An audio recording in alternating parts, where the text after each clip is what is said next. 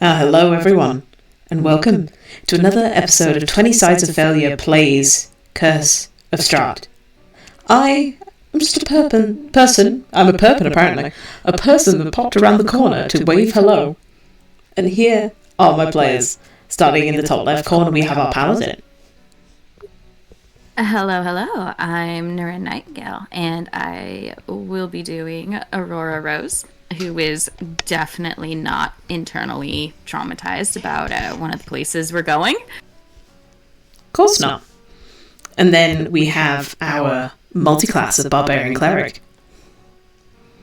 Hi everyone, I'm English Ray. I played a Baba Cleric, a Miracle. I'm glad we're all on the same page now, ish. Next up we have our Artificer.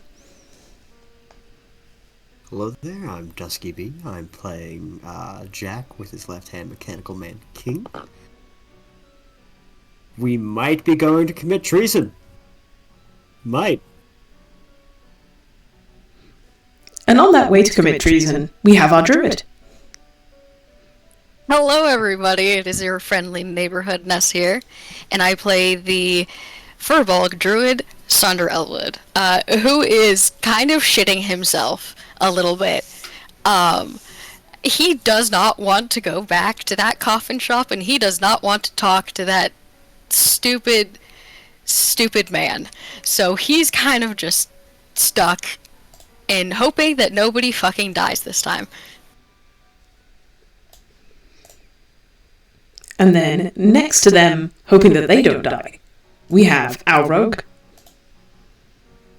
You didn't tell me hard enough, as I'm told.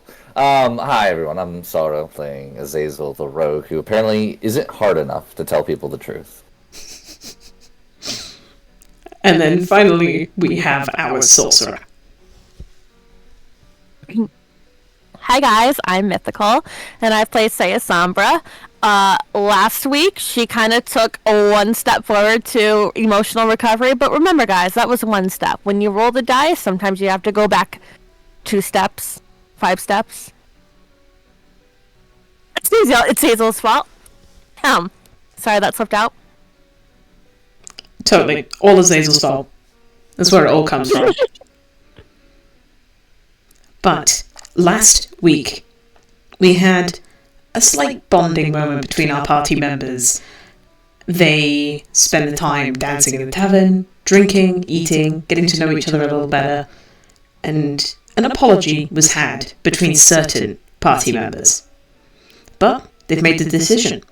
They wish to go speak to the burgomaster. And to do that, well, they have to go to his house to do that. And that is where we are picking up today's session, with you all stood on the front steps of the burgomaster's mansion. Some of you have been here before. Oh, sorry. Oh, all I was going to say is some of you have been here before, some of you haven't. So the front steps is a new addition to you. But a new addition to everyone is that there are guards posted at every corner, at the side of the front doors, and there's some patrolling the grounds around the house.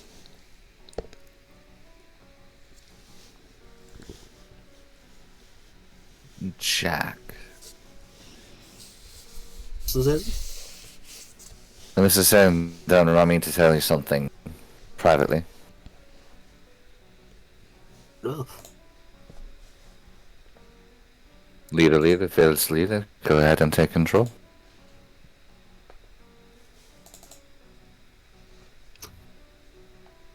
Still got that note, Amir.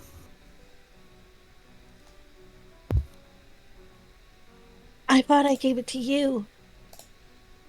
That's right, you did. Alrighty. Yeah, Jack will approach the guard.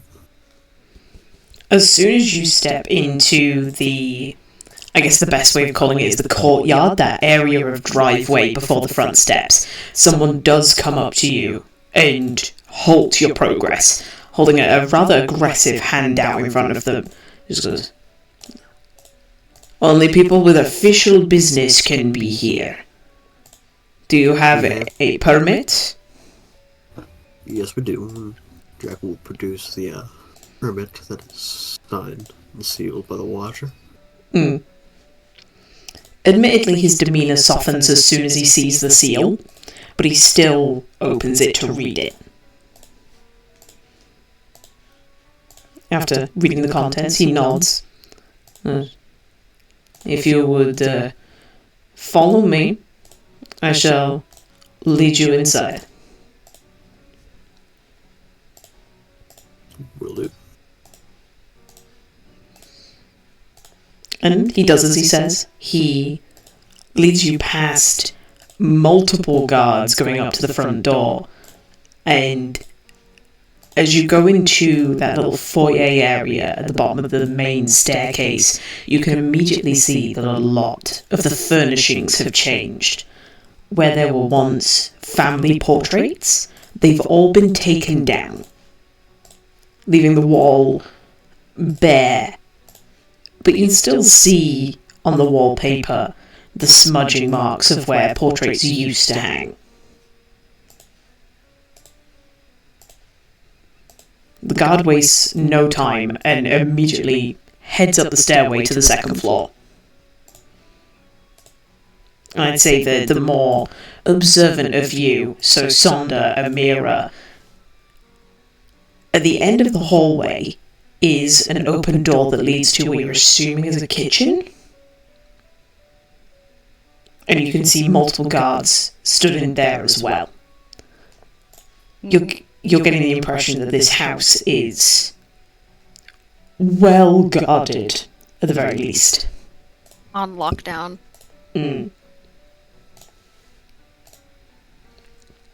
But you're led upstairs, and you actually begin to head towards a door that Jack, Azazel, and Saya would recognize. It's the door that leads to the library.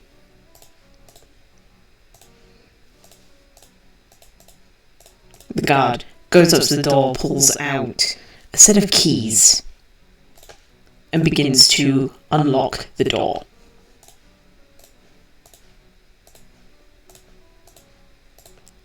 With the door still closed, he does gesture for you all to enter, but he's keeping a very strong hand on the door handle. He's not letting it go. If anything, he's going to open the door for you.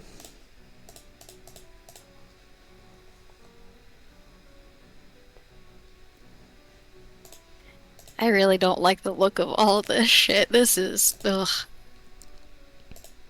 I waltz right in.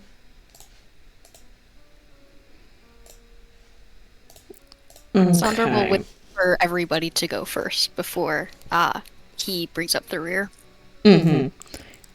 I need to check something very quickly before I do anything.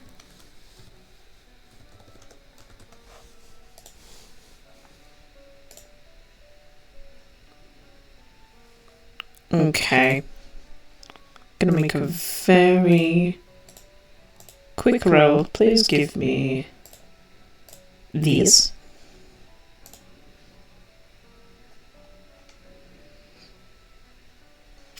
Okay. Azazel, you hear a growl from the other side of the door. And as you... The door I'm walking towards? The door you're walking through. I apologize, you broke up. At the door you're walking through. So I hear... So the room I'm walking into, I hear a growl. Mm-hmm. Do I see it? Do I recognize what type of growl? No, you don't see anything, but you do recognize it to be like something like canine in persuasion, whether it's a wolf or a dog, you can't see it.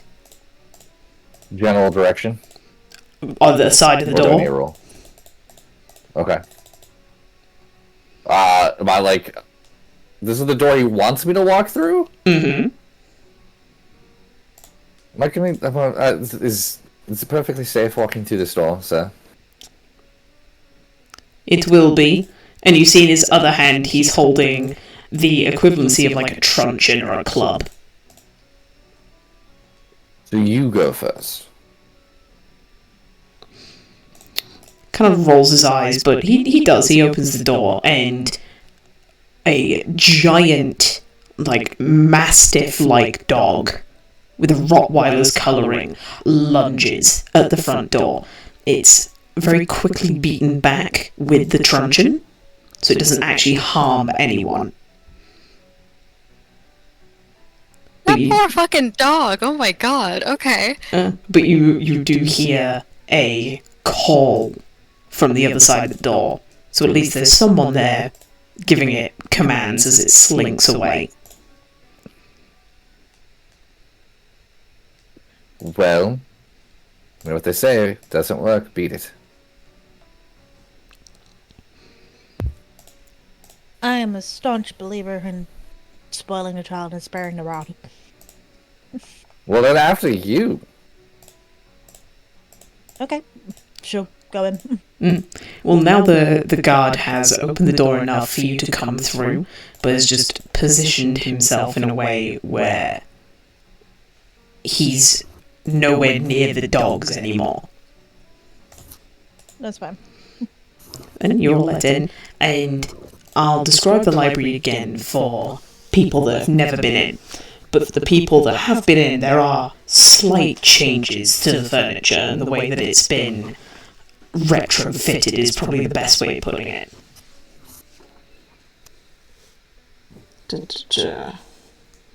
So, there are floor-to-ceiling shelves that line every wall of this windowless room, and the number of books contained here is nothing short of astounding. Every shelf is filled to the brim with different books, different covers that you can see. There's a brass oil lamp that sits atop a large desk in the centre of the room. A chair behind the desk is comfortably padded and has the symbol of a roaring bear stitched into its back cushion.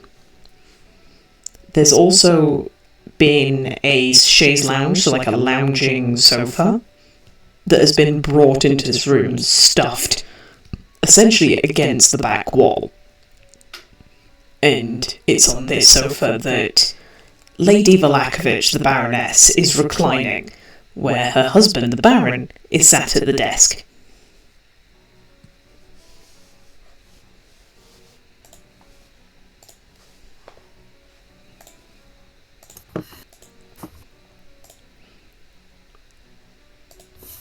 They both give you a expectant look. They at first looking at the guard and then taking you all in as you come in. There's a sour look on the Baron's face as you can tell that he definitely recognises some of you.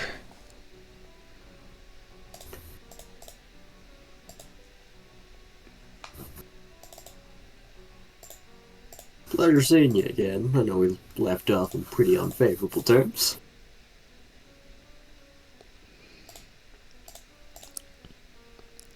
There's a stern look on his face where there's no smile that reaches him. And in fairness, this is the first time that you've ever seen the Baroness without that forced-on, plastered smile. And while she looks more natural, she definitely looks more despondent. But the Baron looks to you all with a rather displeased look. What do you want?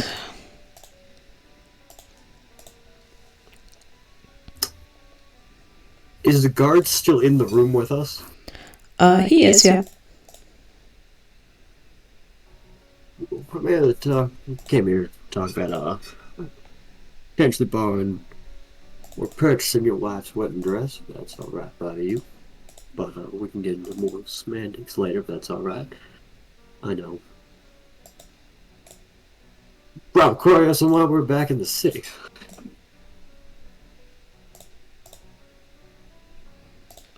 I know why you're back in the city. You're making use of my situation.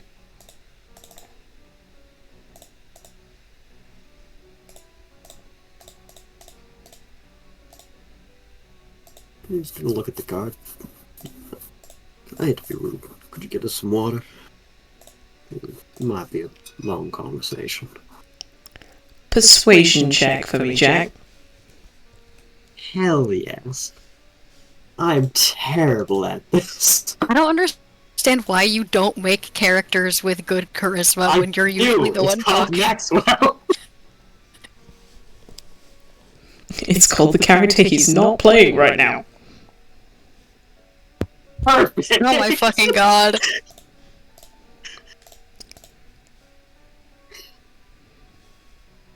That is a natural one. For a 2 in total. Ugh. The guard, if anything, moves so that he stood in front of your exit, but does not leave. You're breaking up really, really bad. I don't know why. Can't tell you. He moves in front of the door and doesn't leave. So he blocks your exit. Hey, alright. Jack will just put a hand on Aurora's shoulder. You could do me a favor and just like in about 5 minutes or 2. Either distract the guard or at least get him outside of the room. That'd be appreciated. I'll do what I can. Thank you.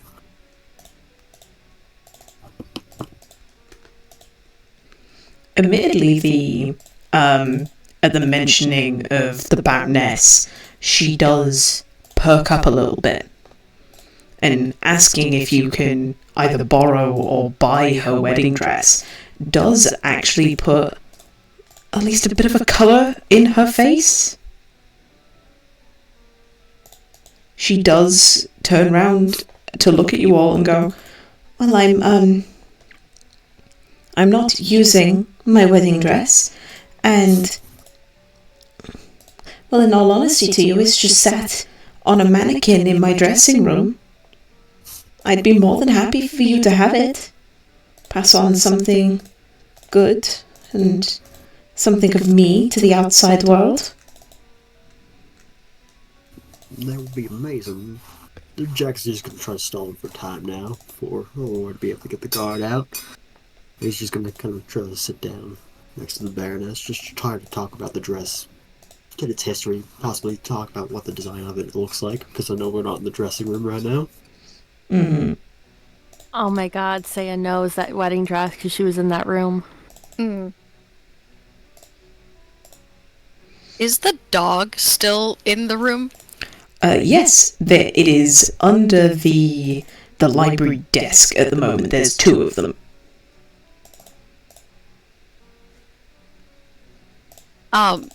Sandra will kind of just move a bit more towards them and kind of like crouch down and like put his hands out like far enough away where they're not threatened but so they can actively smell him, and he's kind of just like cooing at them a little bit like, "I'm sorry, that wasn't very nice that you were hit."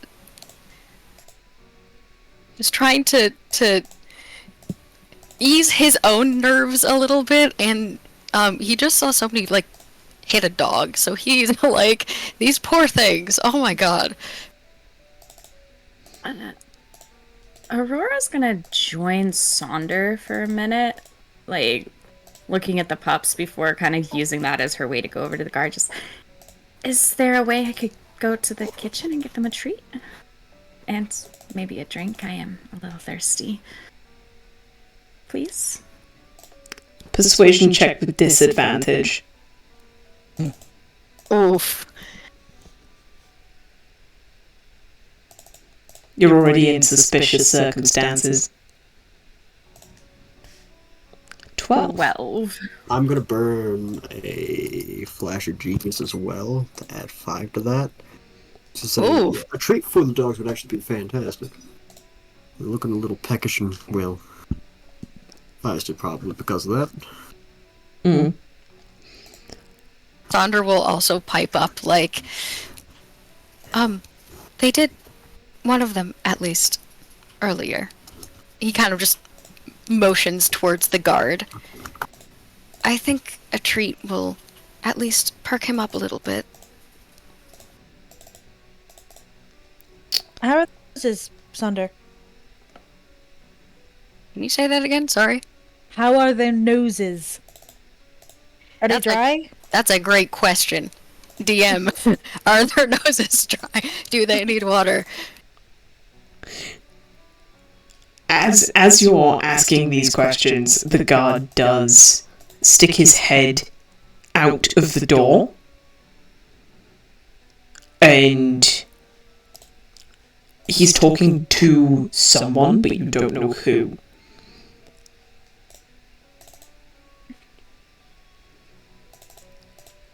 And when he sticks his head back through the door, he looks to Aurora and says, "Alright. You're to follow this escort and they are to take you to the kitchen."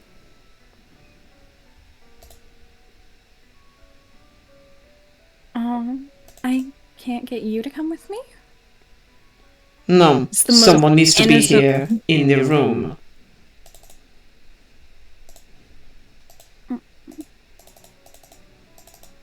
She's giving like the most innocent, sweet look that she can to try and go with this. And he's giving you a no fucking chance look. If you're worried about protecting us, you really don't need to. It's We're quite not capable. about protecting you. It's about making sure the lady's wishes are met. Oh, okay.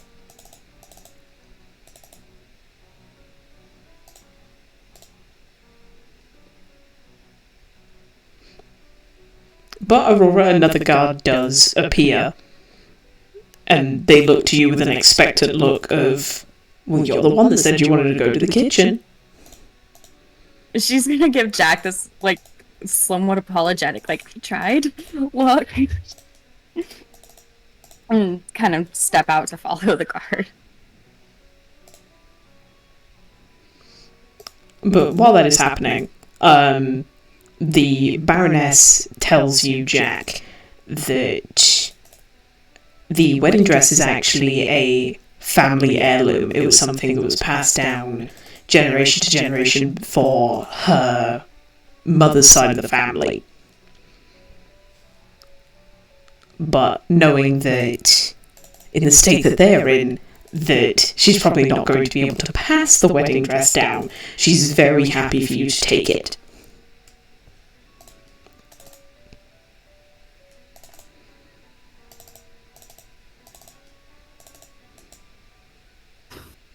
Fair enough. That'd be very appreciated. Are you sure there's nothing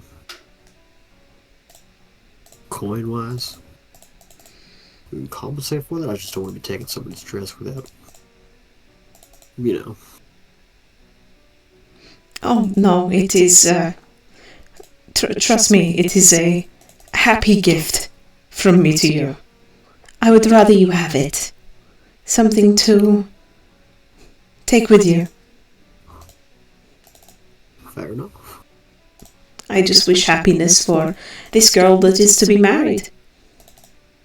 Is she... And she starts, like, looking around the room. She's actually not in this room. She's over in Kresk right now. Oh. Such a distance to travel for a dress. Well, they don't have any, from what it sounds like they don't have any tailors over there, so we'll make the journey to get a dress. And he's gonna wave, he's gonna get up, I'll be right back, and go over to his Azazel. Just whisper into his ear, can you set up that link between you and the burgomaster, and myself and you?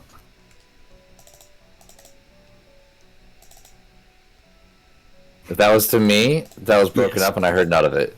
Oh, my apologies. Could you set Might up have been that? my end. He's gonna whisper into your ear. Could you set up that telepathic link between you and the burgomaster and yourself and myself? Yes, but you'll only be able to talk to me. I fully understand. I need you to play telephone real quick. Oh, the burgomaster. Do you want to ask him information before I just start talking to his head? No. Fuck it. Leader, fear this leader. Alright, I'm gonna go ahead and make a telepathic link to the burgomaster, to myself, and to Jack. Mm-hmm. We're so fucked. Yep. Hey, for once, it's not my fault. Is anyone... Not my idea. Because obviously Aurora right now has gone down to the kitchens, and Jack and Azazel are having a private conversation. Is anyone watching the burgomaster right now? Yes. Okay. Anyone that is, and I'll leave it open to any of the people that I haven't mentioned, roll me an insight check, please.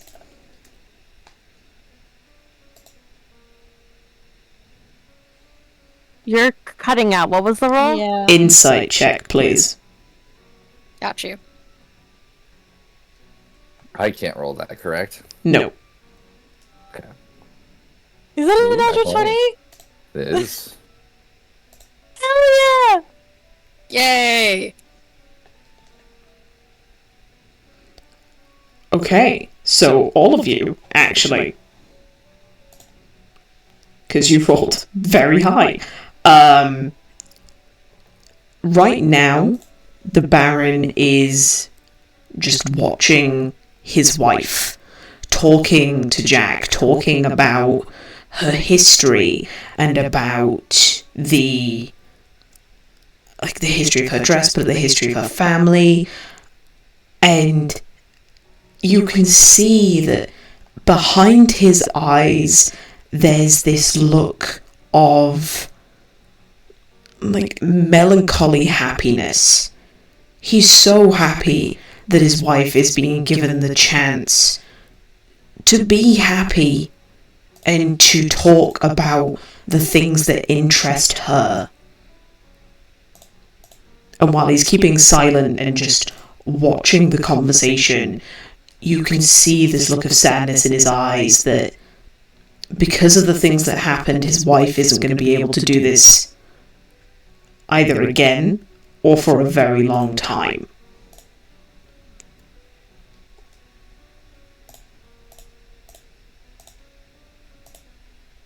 That's Wait. very sad. Can you just repeat it one more time, just so I can understand it a little bit better? He has a melancholy sadness in his eyes while looking at his wife. Okay. I'm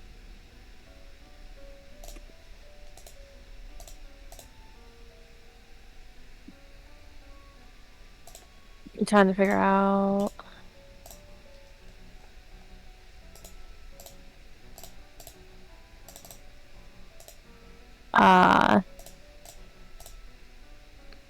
Why that is. He's happy his wife is happy. Yeah, it's because his choices got them fucked over, and they're probably gonna be like executed or exiled, either or. So they're either gonna fucking die or get kicked out of the only place that they call home. So he's just like, I'm so glad my wife is happy in this one instance because she's not gonna be happy for a very, very long time after this. Thank you. Tired brain. Trying to be like, what? You're good. No worries. We got you.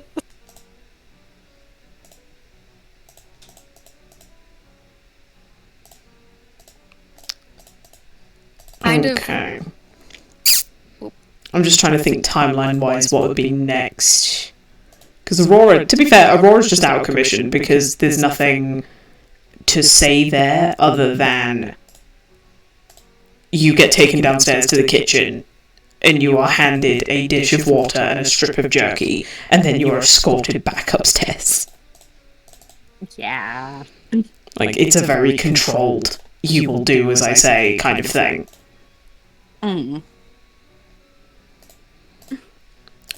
Yeah, so Azazel sets up this line of communication.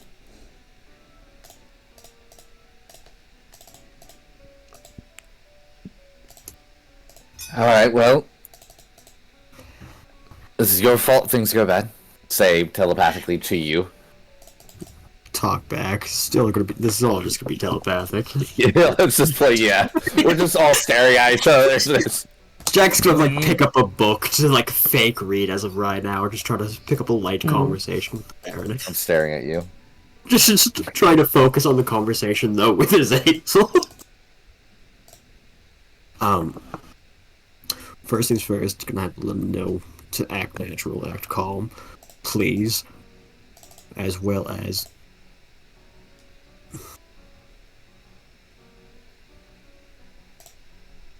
ask him if he wants to get back to being in control of the city. Why does this sound so sketchy? Why do you have to? What do I have to say it like that? I mean, just you can sugarcoat it as much as you want. Am I supposed to say this is your idea? Yes.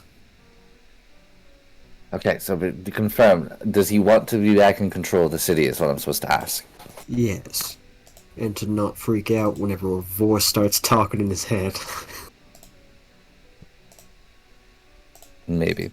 Alright, I'm going to telepathically speak to the burgomaster. Mm-hmm.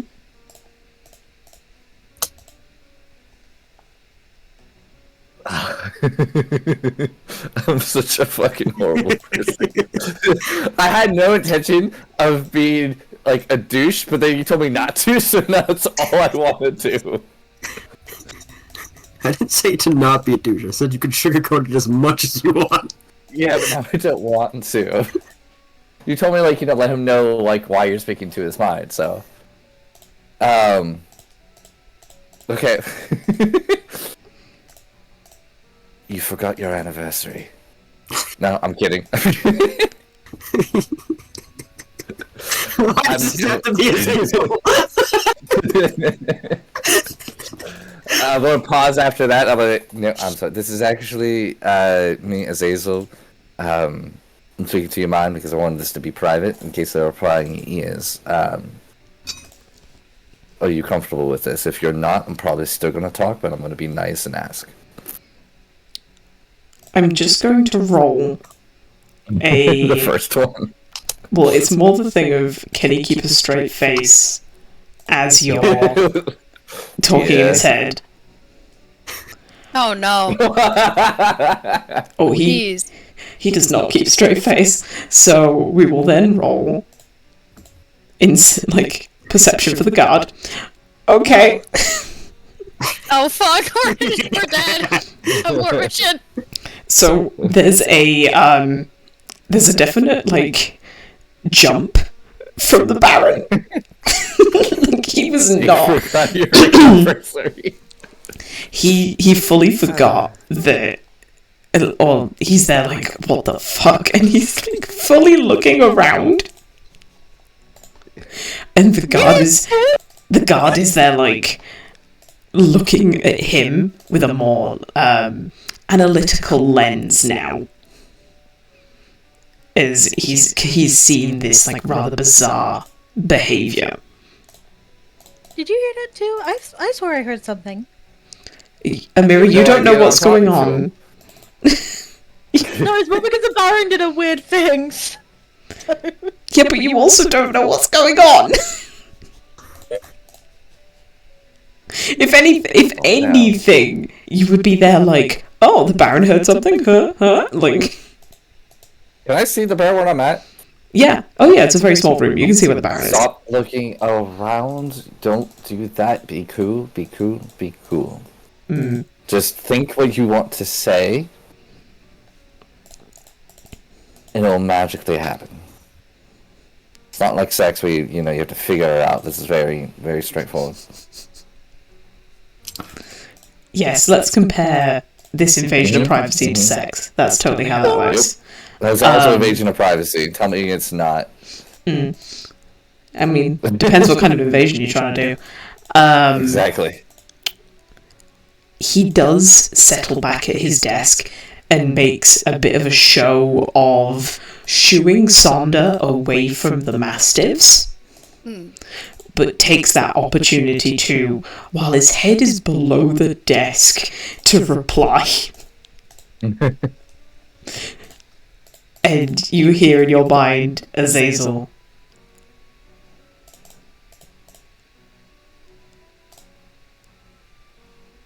I will have this conversation with you since I have been given the opportunity to speak. But as soon as this conversation is done, I never want this to happen again. No promises. And now I want to go to Jack. He said he absolutely adores how we're speaking right now. We should do it all the time. Oh no. It's alright. He speaks douchebag. He's fluent in it, so he knows what he's saying.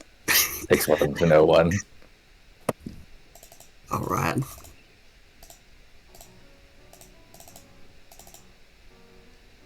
Ask him what you can inform him that we can help him take back the town and go against Lady Watcher, because we know he's against Strahd.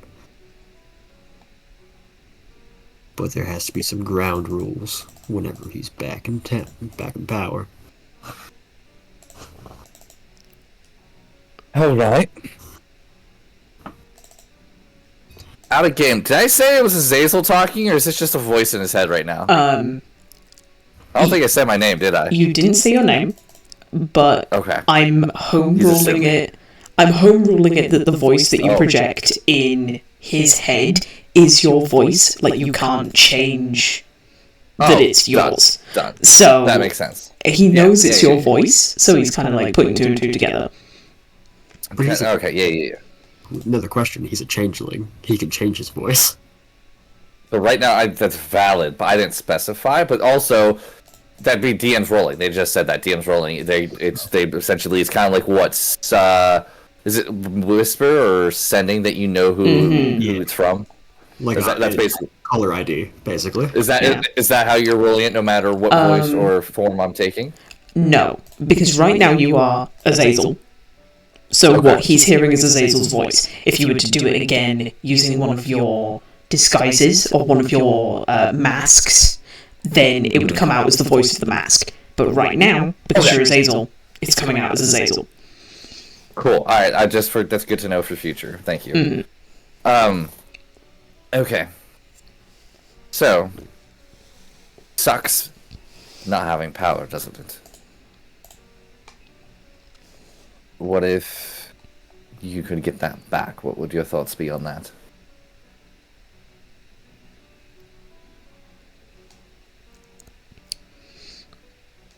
You can physically see him like suck on his teeth, he brings his lip in as he's thinking.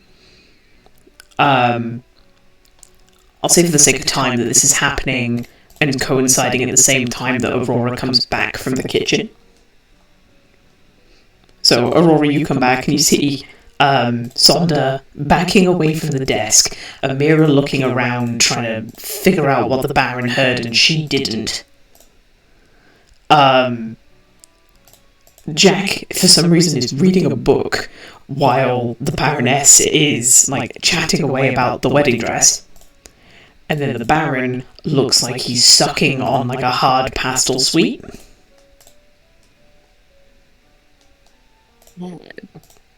She will try to take everything in stride and figure it out later.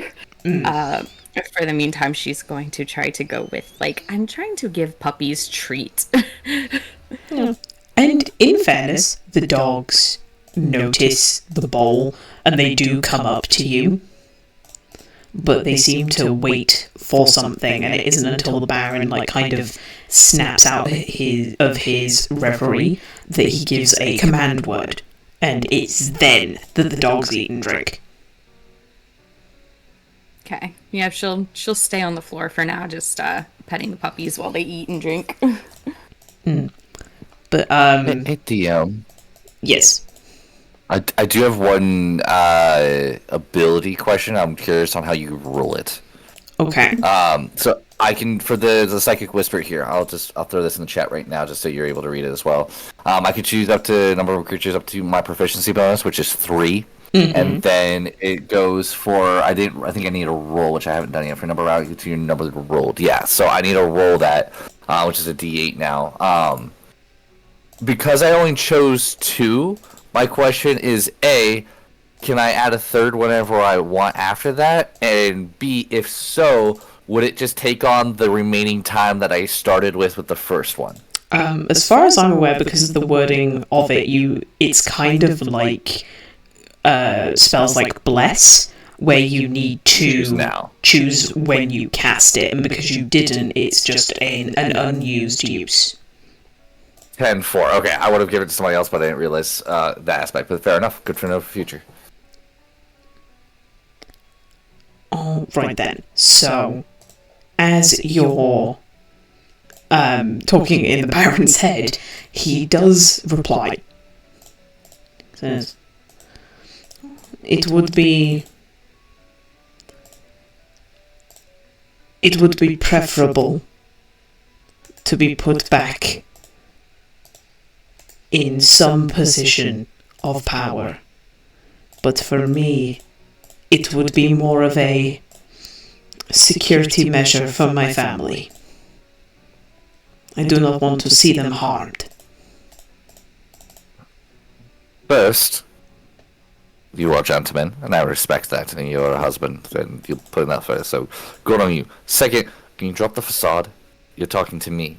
Stop with this whole, fucking drop it. You're talking to me. I want to know you, not the burgomaster, but just you. So, drop that shit. I don't want it. Second of all, good. We may be of interest in putting you back into power and getting rid of the Lady Watcher, but if you get my drift, things are going to change, and some other people may have influence on things that happen. Is that agreeable with you if we also add the possible protection of family?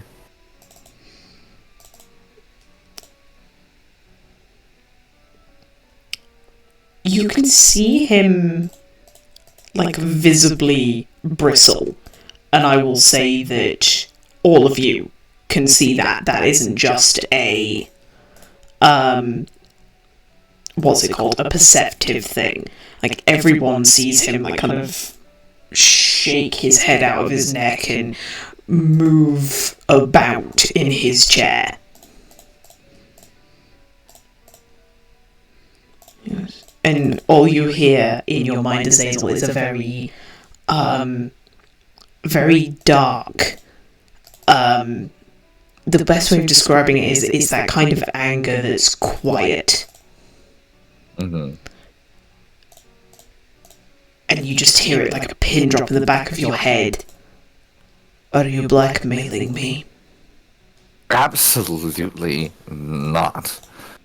But for individuals to assist you in bringing back some power, there must be return in profit.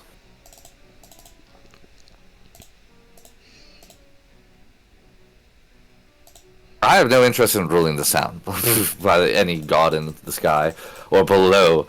Zero wish to be in charge of anything other than myself and things that affect me. No, there just needs to be profit in return, because apparently our wants and needs mostly align. You would understand putting somebody in power. Profit needs to come out of it for our own doing, other than, we're not besties. So no blackmailing. If I was blackmailing you, you would fucking know.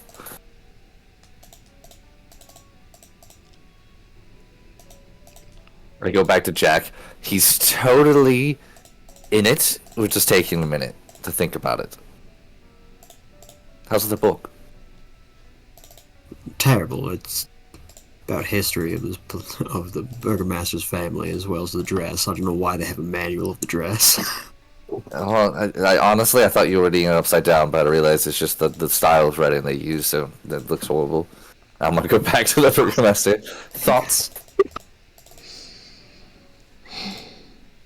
I'm assuming by people that are influencing you mean your group? Sure. Let's go with that.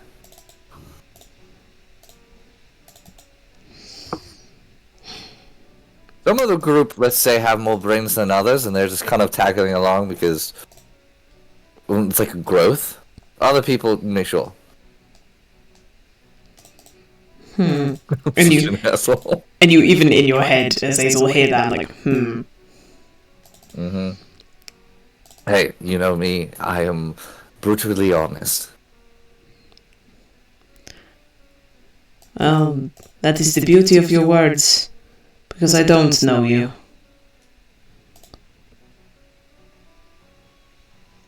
Fair. Well, if you take this deal, you soon will. And so far, not many people like it.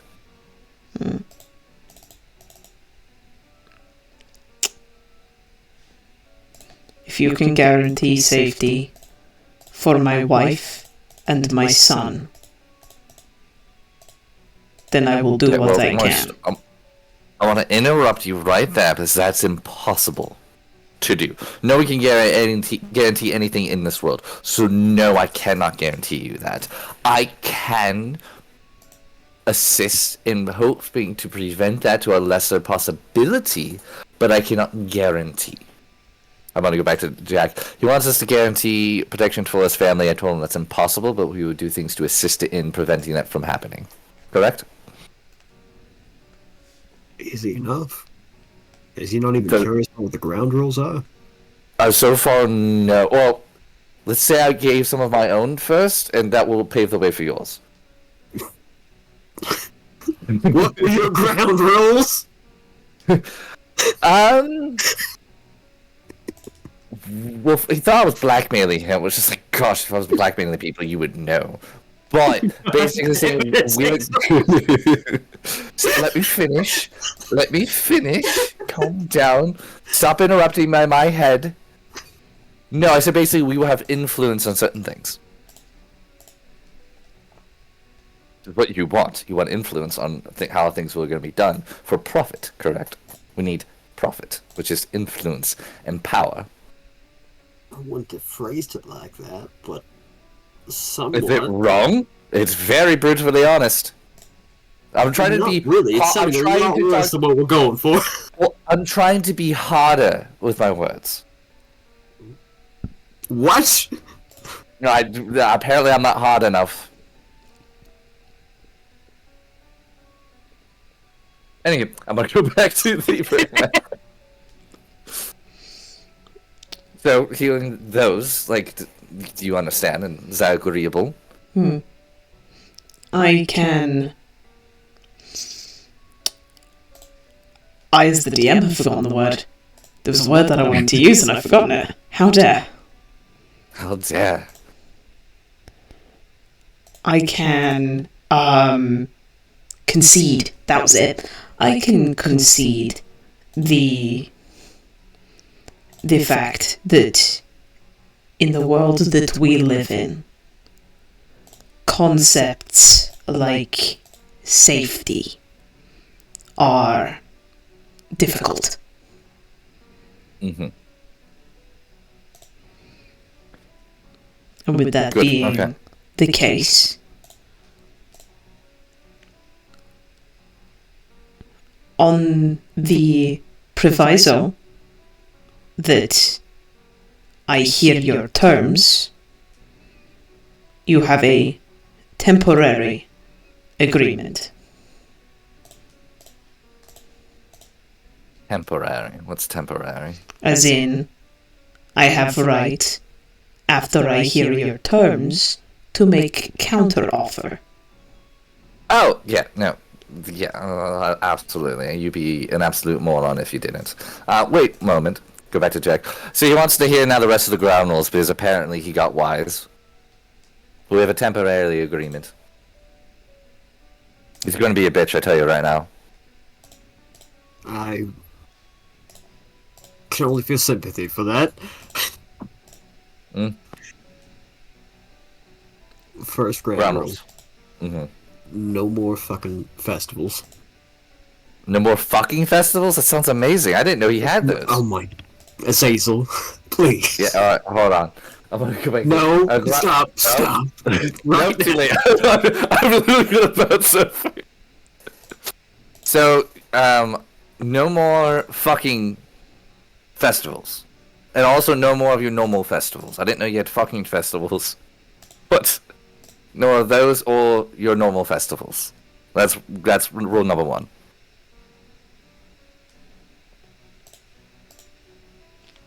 Do on that one for a moment. I go back to Jack. Okay, continue. Sorry, I had to mute you. I cherish your alliance, Azazel, but by God. You wanted to do it this way. What's rule number 2? I need to be more open to public opinion. None of this benefits us yet. That's the last one. Okay, what's the third one? Last one, we need coin. That's it? What else would you want? Oh, I'm not trying to rob this man. I'm trying to get an ally. Aren't we? Well, fuck, this is gonna get royalty involved? Yeah, we're trying to steal from him. Alright, hold on. We're not trying to steal from him.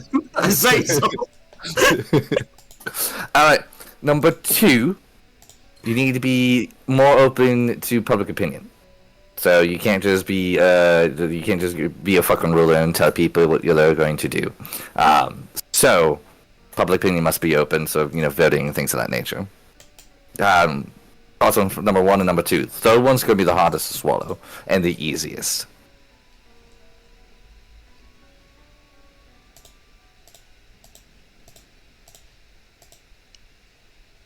He was just you know, because you've done this enough before, what it feels like to almost get that static of like, I'm still listening, I'm just not talking. Mm-hmm. And while he's not saying anything, that doesn't mean he's not just waiting for the next bit to come through. So go ahead and answer the first 2 and I'll get to the third. Now's the time you can start speaking. In your mind, of course.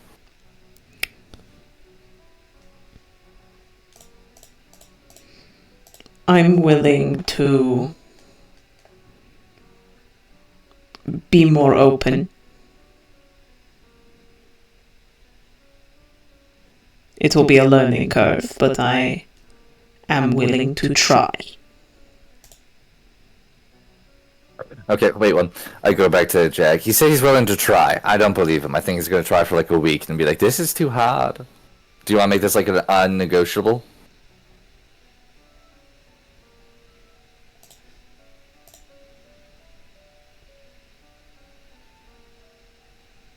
You are muted, sir.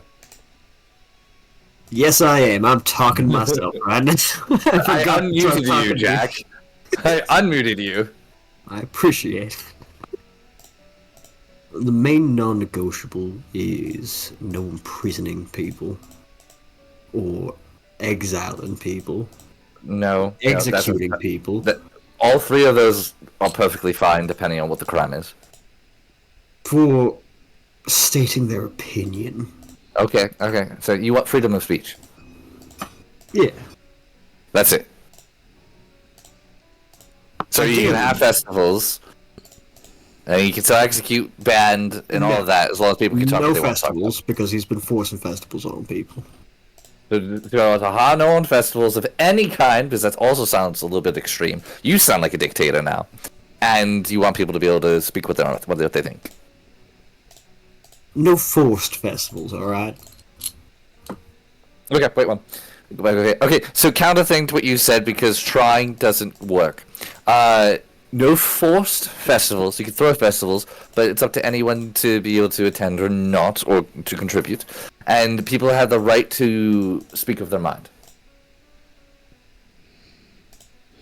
Without being worried about being imprisoned, exiled, or executed.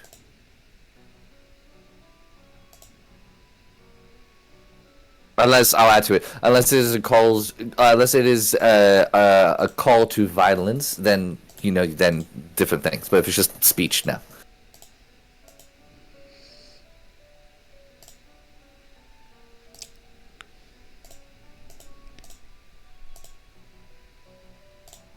There's almost a bit of a sarcastic tone in the response. Just like, and let me guess, you're wanting all of this in writing. I will be, yes. Unbreakable decree writing, not just on a piece of paper, but like piece of parchment and quill.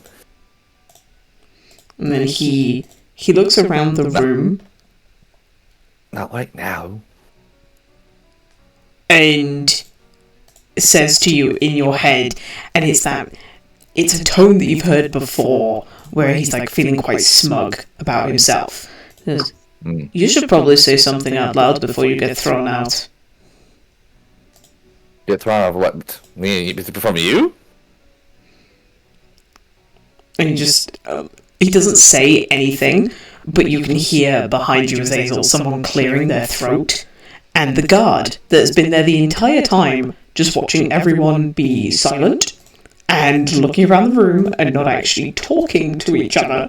Oh yeah, I'll just try around, but like, you have an issue? Are you afraid of your own thoughts? You can't stand a bit of silence? You are allowed to be here because the Lady Watcher said that you had business to attend to with the burgomaster. From the looks of it, your business is done. I was waiting for you to escort us to the, you said it was in the, which room again? Your dress? At that, the Baroness perks up and goes, "Oh, my dress is in the dressing room that is connected to the master bedroom." And she gives the guard a look of basically are you gonna go get it? I gave him the same look. You gonna go get like if you're gonna get it? You're gonna do your job, your business.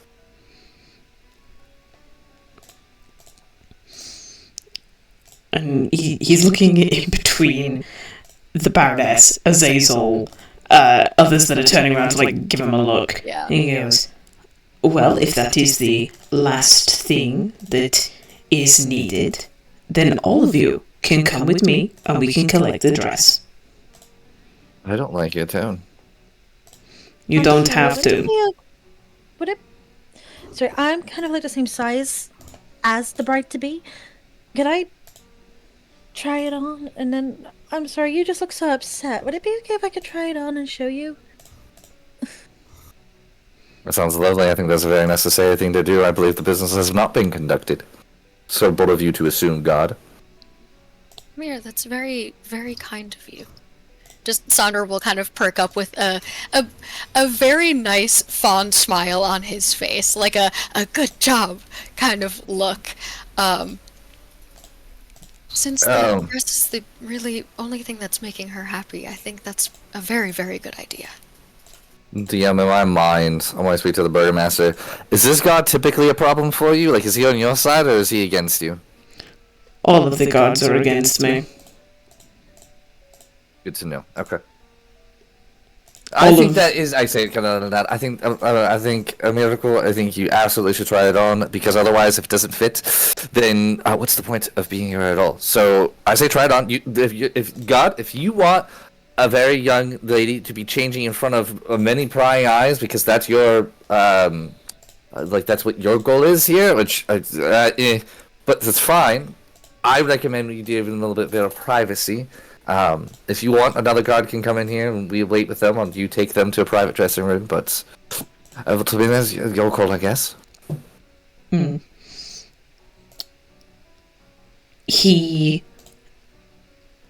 guard that's in the room with you knocks on the door of the library, and after a little bit of a wait, there's a response. Azazel, you hear in your head, "Any guard that wears the sigil of the watching eye will be against you." I understand that. Do you have a board game in here, like chess or whatever equivalency of chess would be? I do. Ah, that's nice. Good. Alright, say while we wait, you want to challenge my mind or some dumb shit like that, so that way we can think we don't have to do as much. Because if it comes from me, it's going to look sketchy.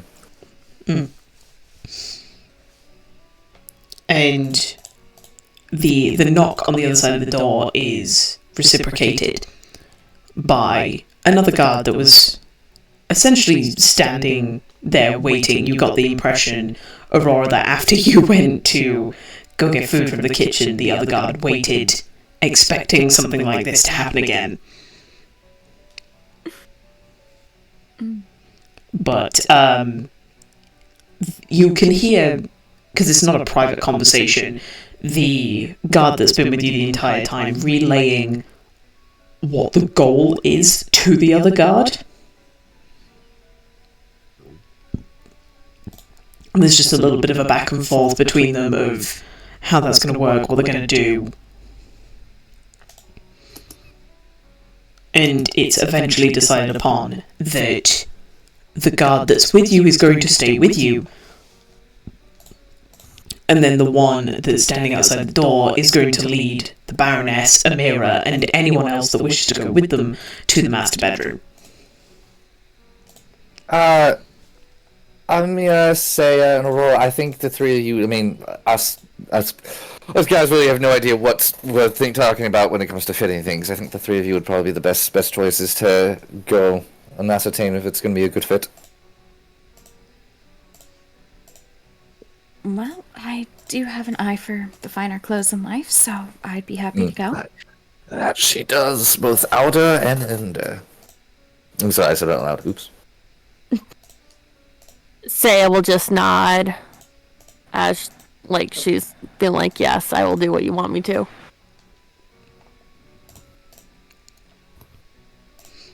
Alright then, the Baroness actually stands up with a little bit of a pep in her step and a little bit of excitement as she gets off of the reclining sofa and begins to head towards the door with you all.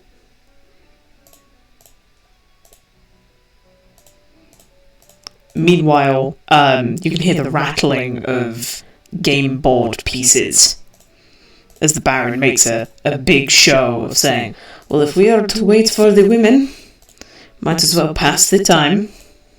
Oh, gosh, you're right. You know the women, they're going to take so long. Can I sit down? Sandra just gives Azazel a little bit of like a raised eyebrow. Internally, he's like, it's a joke, right? I think it's a joke.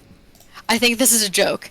And he just kind of like looks at Jack, looks at Azazel, and then just kind of nods like, yeah, totally, exactly what he said. That's so fucking cute, I'm sorry. Okay, well, while we're setting up this board, contacting the Burgomaster again. Again, drop the formalities. Let's get this straight. You want your family safe, that's the ultimate choice. We want what we want, and so you need to agree on the first two, which sounds like you already did.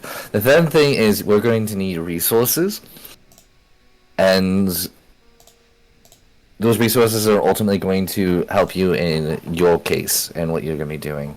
By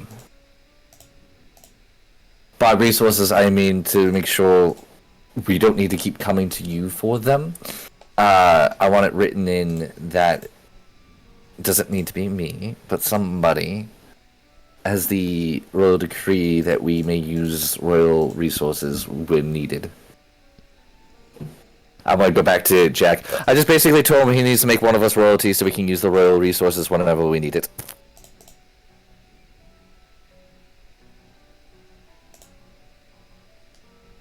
You unmuted again, sir. I unmuted you. You need to learn this. You don't push the button. Once I do it, you don't click it again after me, as that means it remutes you. Who designed this infernal contrivance? I did. It's mine. You just need to learn to be there patiently.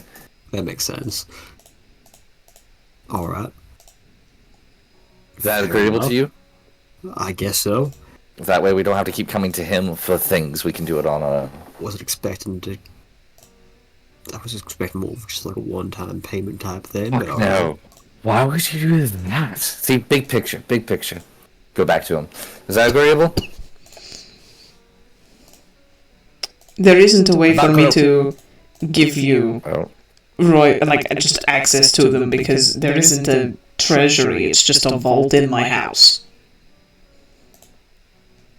Do you have a key? I mean, yeah. I guess, you know what, I tell you what this. Are you an old-fashioned man? I would say You so. seem like it because you care about your family. How about this? You give me your word as a man, as the burgomaster, as the husband, and as a father, that you will give us the resources to be able to complete what is necessary to put you back into power, to keep your family safe, and to possibly rid this area once and for all of the dread it's been put under. Whether that means resources, physical, or whether that means you supporting the cause, or if it means you being friends with your base, or possibly was enemy. Whatever it may be, you will aid us in that. Because ultimately it'll be for the best of you, your family, and your domain.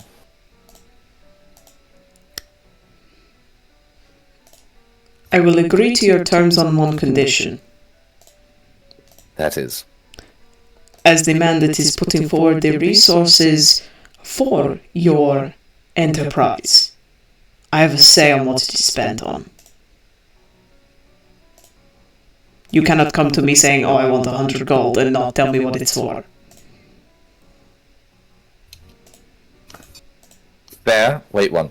He wants to have. He has the ability to tell if we go in and ask for 100 gold, say for strippers. He has the right to say no. That's fair. I don't think it's fair because whether we say we need 100 gold to buy this, and that, and he thinks it's rubbish, and it tells us no, in reality we need it. I feel like we need to work around that. I don't think so, because that way we can't go in and ask for 100 gold for strippers. I think that's a valid reason that morale. That, Huh? if you need a stripper, we can get king clothes for king, and you can knock yourself out all day. Royally. I go back to the burgomaster.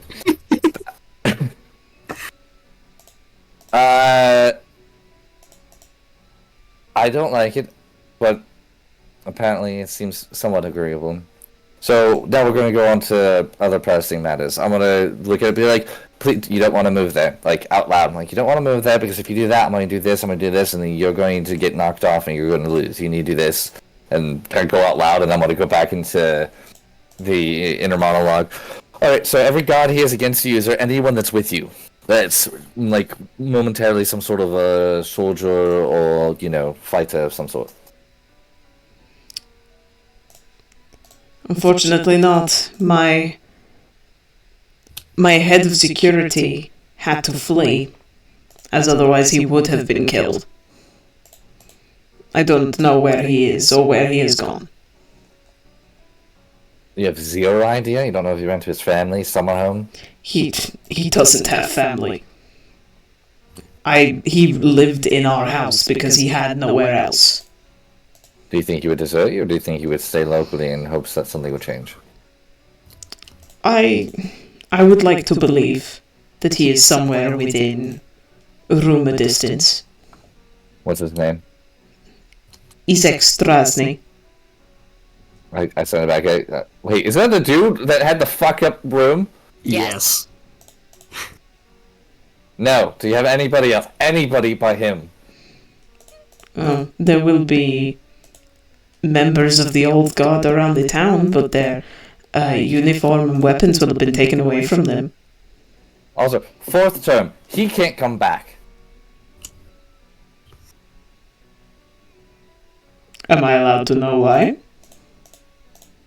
I don't think you want to know why.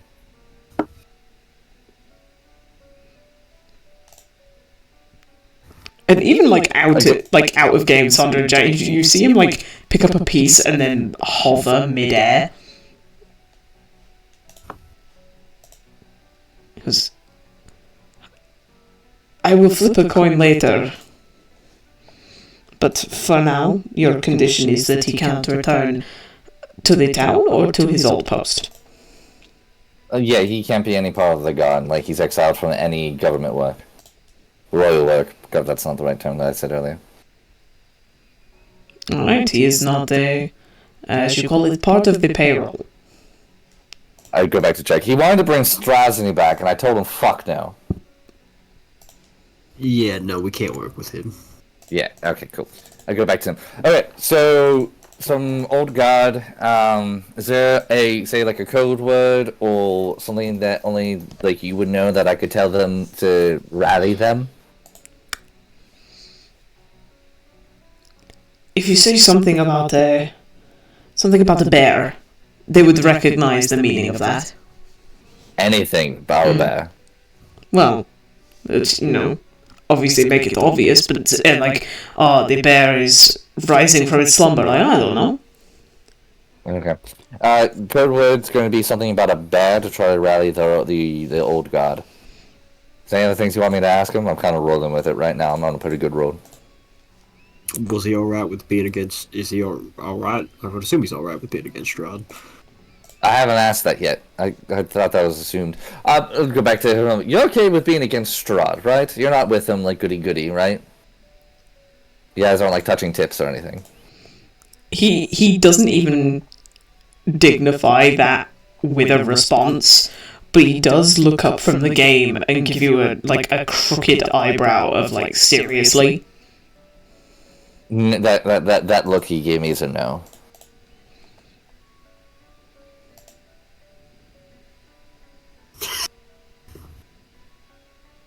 You still laughing about how I asked?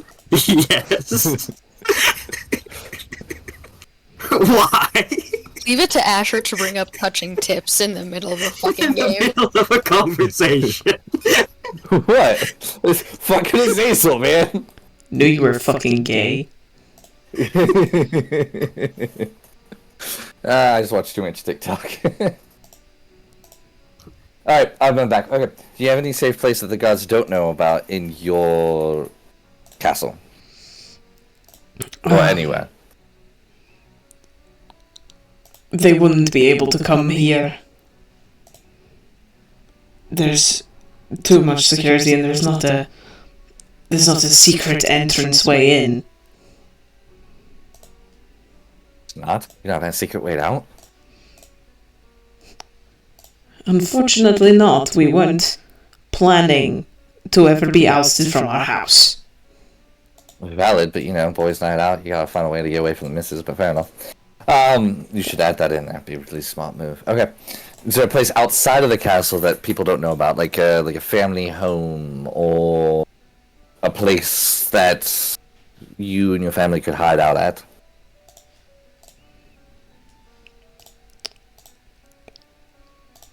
And the thinking that he's doing in his head translates to his face. Like, you can see him, like, scrunching up his eyebrows and his lips, like, trying to figure this out.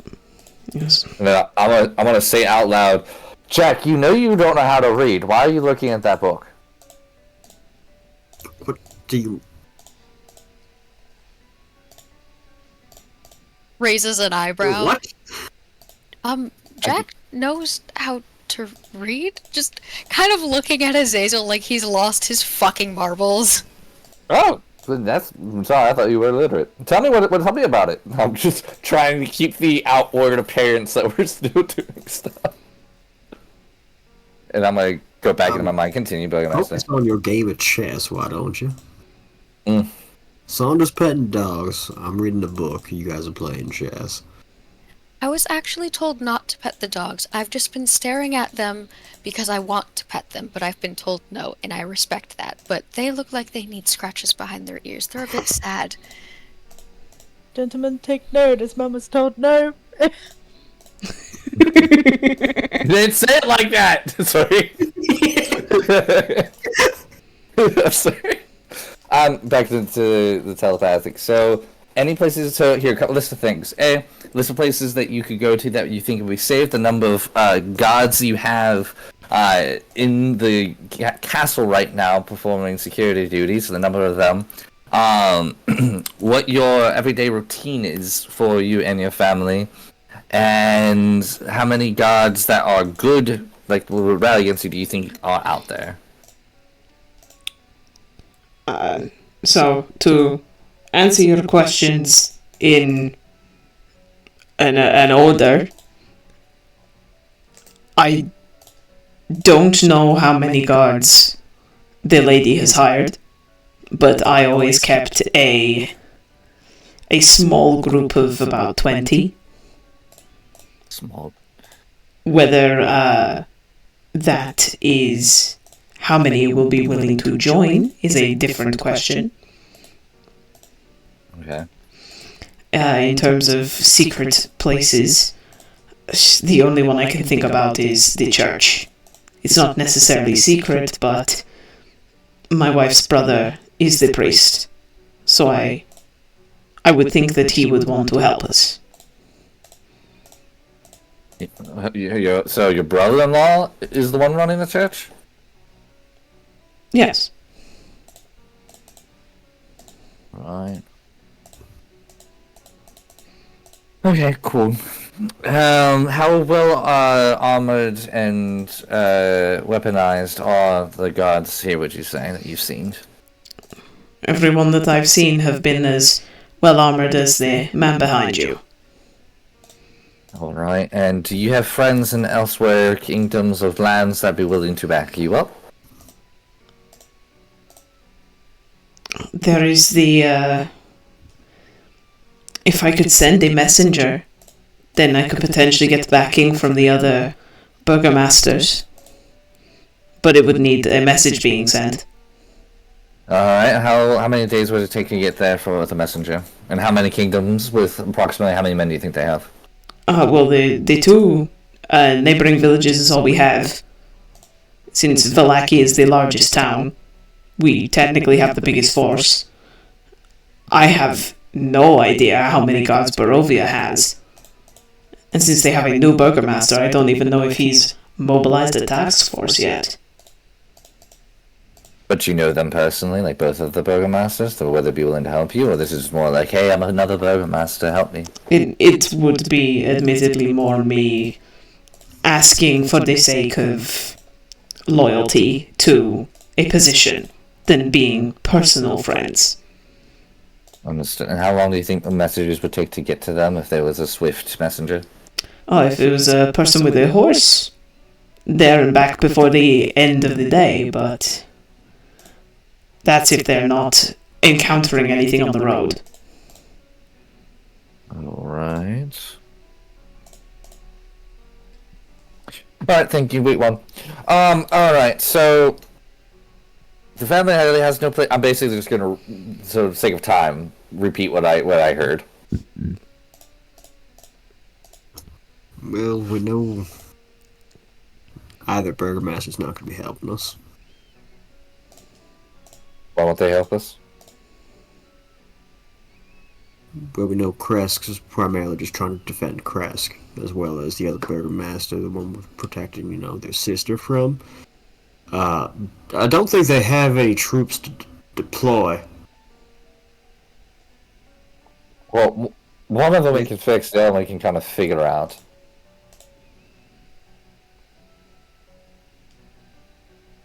Anything you want me to ask him or do? Because as of right now, we're way over our heads.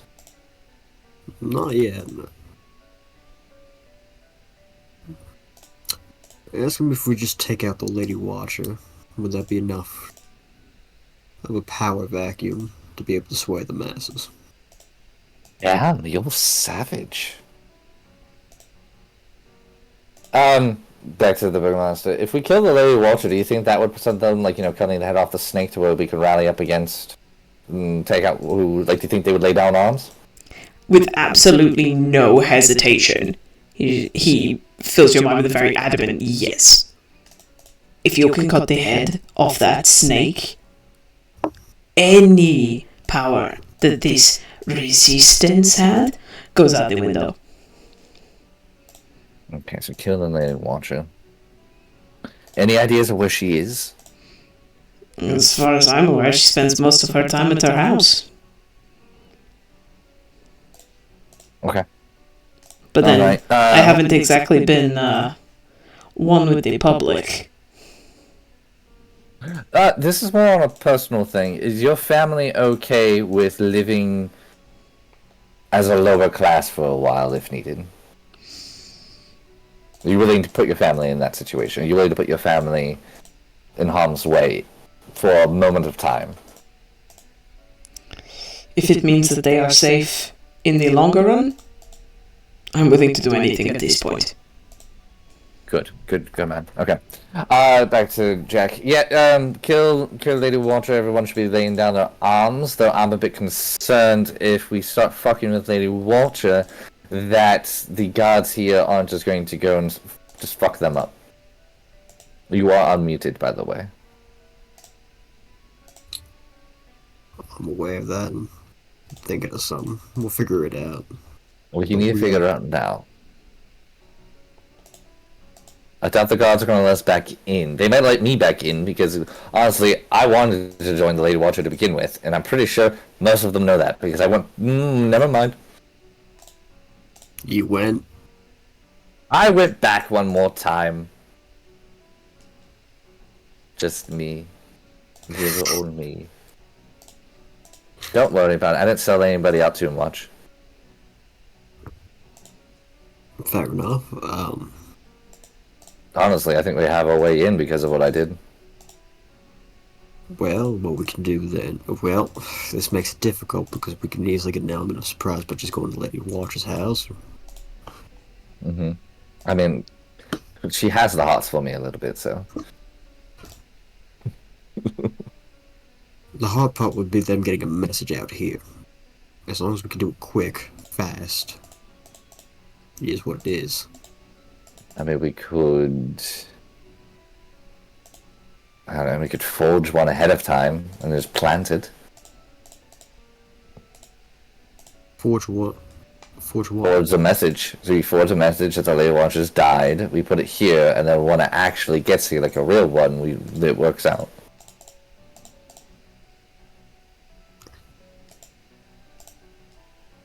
We just need one of the seals. Well, we have... What? Who broke How that seal good on the message? How good is my what? I was gonna say, how good's your forging? I need a kit for it, but probably not horrible. I haven't done it in a very long time.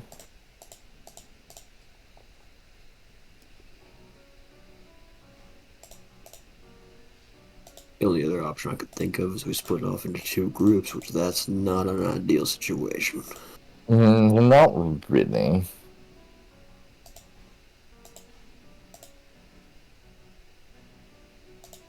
He's very adamant about his family, so if we want any type of assistance later, his family can't be harmed.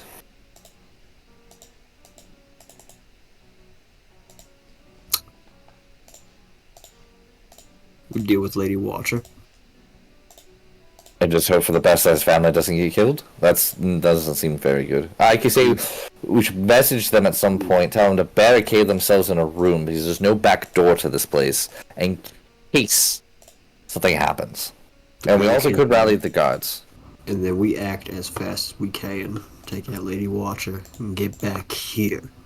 Saya's gonna be the first one in, because she doesn't care about doors or walls. Also true, do we want to rally any actual true gods to stand guard here? If we can. Infiltrate? Fantastic. I say we spend a day trying to find that. I say we spend them garden here, yeah. Yeah, we need to take out a few guards, find their seals, and then swap them out in their armor. Have them here, so when they barricade them, they actually have some guards saying, "Oh, all is well," and while we're there to kind of fix things. Well, this is coming together. Look at you making a plan, not just, laying belly up. First off, that's a very unflattering way to lay. Second of all, ouch. Well, normally your whole shtick is, just lay down, go with whomever's more powerful, and, just lay low, survive. Yeah, this is a stupid idea. That's your idea. No. If it was my idea, we'd be going to Lady Walter right now and fucking this guy up. I still say that's a good idea. We line with the enemy. My enemy of my enemy is my friend. Yeah, let's go with that. I'm joking. Anyway, we need to rally this up. I'm going to relay what we just talked about. I'm going to see if he can get us some gold and things of that nature ahead of time, and hopefully the girls aren't going to take too long. All right, burgomaster, back into the command. So here's the plan. We're going to attempt to rally some troops. We're going to try to get them to take some garb here to pretend that they're one of the guardsmen with Lady Walter. The day we decide to go fuck up Lady Walter in the more like violent way, not the sexual way, we're going to let you know. We're going to have you barricade yourself in a room with those guards, and hopefully everything will go well in that aspect. But when there's some way you need to slip some sort of amount of gold, the larger the amount, the better. So we can purchase horses and things of that nature to make this more expedited possibilities. Agreeable? And I need a royal seal. He nods, and in fairness to him, he's doing better and better at hiding the fact that you're talking psychically. His nod just looks like he's thinking about the game in front of him with like a little bit, like he's holding his chin in like a V shape, like rested in the crook of his thumb. I want to say something so bad. Yes. I can try to get you a seal, as there is one in the desk.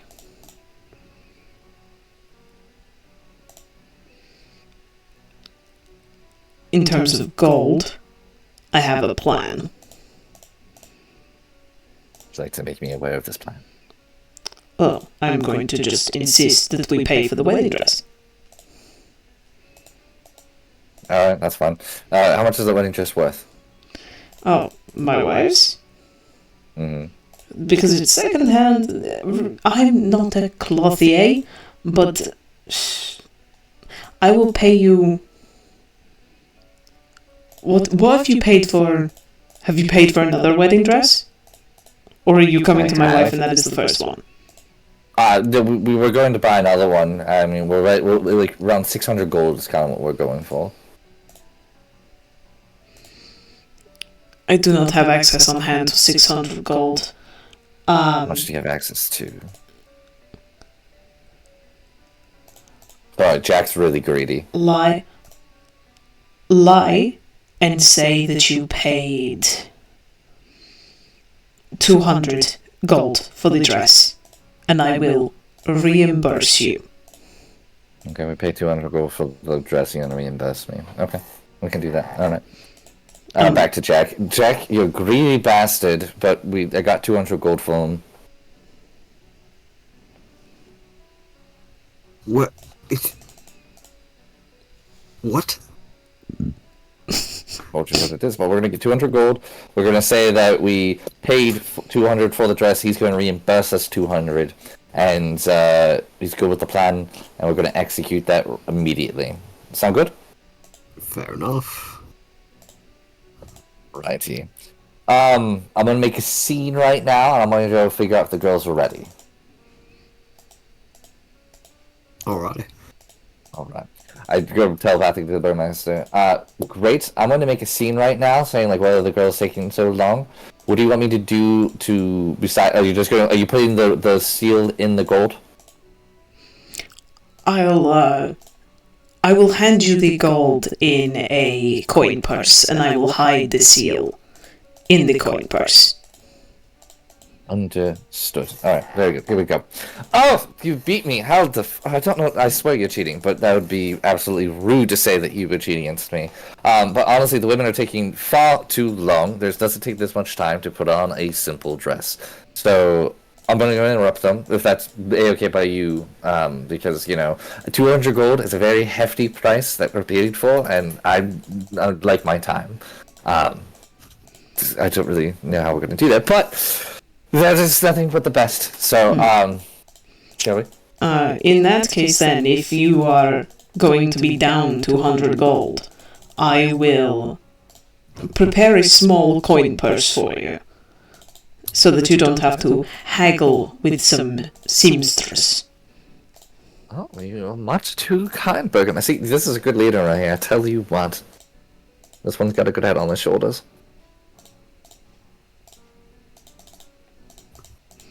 And you see him, Jack, pull back, not necessarily a drawer, but more like a cabinet door. And he begins, like, rifling in there for what you're assuming is the gold.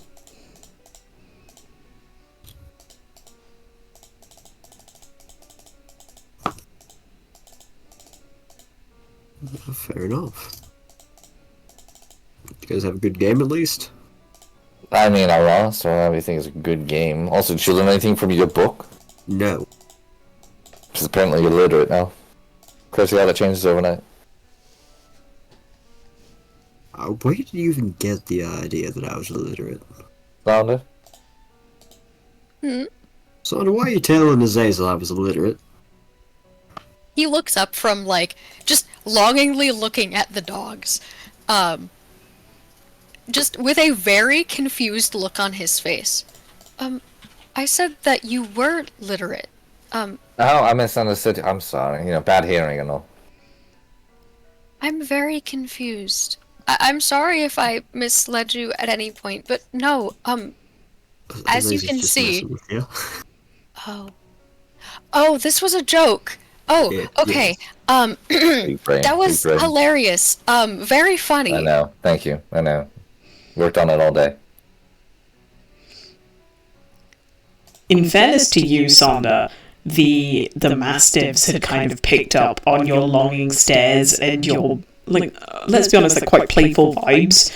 And although neither of them have given in, one of them did move their snout closer to you and are within, like, patting range.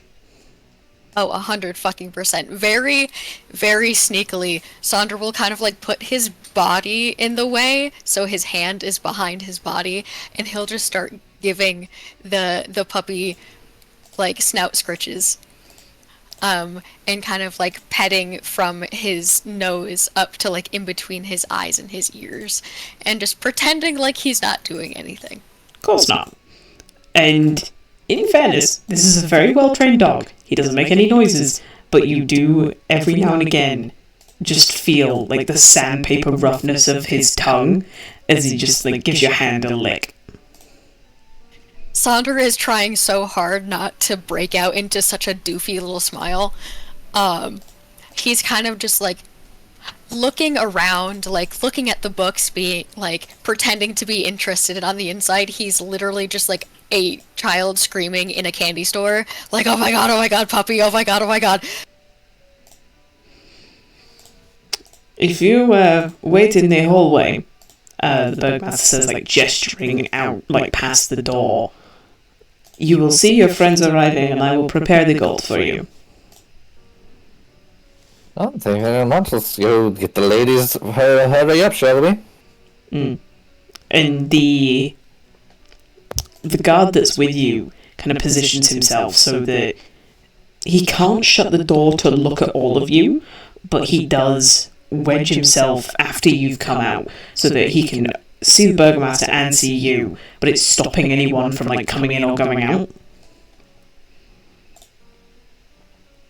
And I'm going to roll a sleight of hand for the Baron. Okay, can I assist in any way? If you want to try and make a distraction. Or who is he slipping it to me, or is he slipping it to the purse? Slipping it to the purse.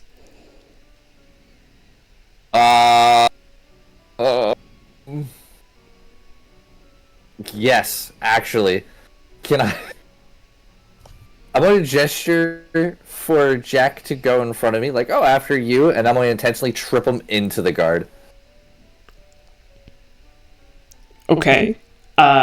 Jack, because this is a follow-on effect, I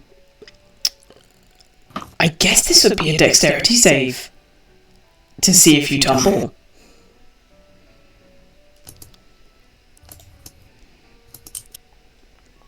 Because you didn't plan this beforehand. No. No. You go straight into the guard. The guard is taken out And Oh my gosh! Did that work? Because I will. Well, now he's rolling perception with disadvantage, so. Yeah, I want to try.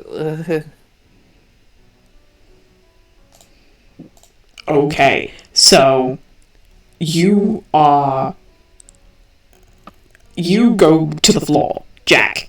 You take the guard with you. Actually, no. I'm going to do a dexterity check for the guard. Because this will make or break the roll if he is also taken down with you. Oh, valid. He is. Okay, so you take him to the floor. There's a crash as plate mail skids across like a wooden floorboard. And there's immediate cries of, "Get off of me!" I am so sorry. I lost my foot and this is embarrassing. Are you guys alright? Sandra will come over and try to help pick both of them up. He doesn't know what's fucking going on, so it's very genuine. Like, oh my god, are you guys okay?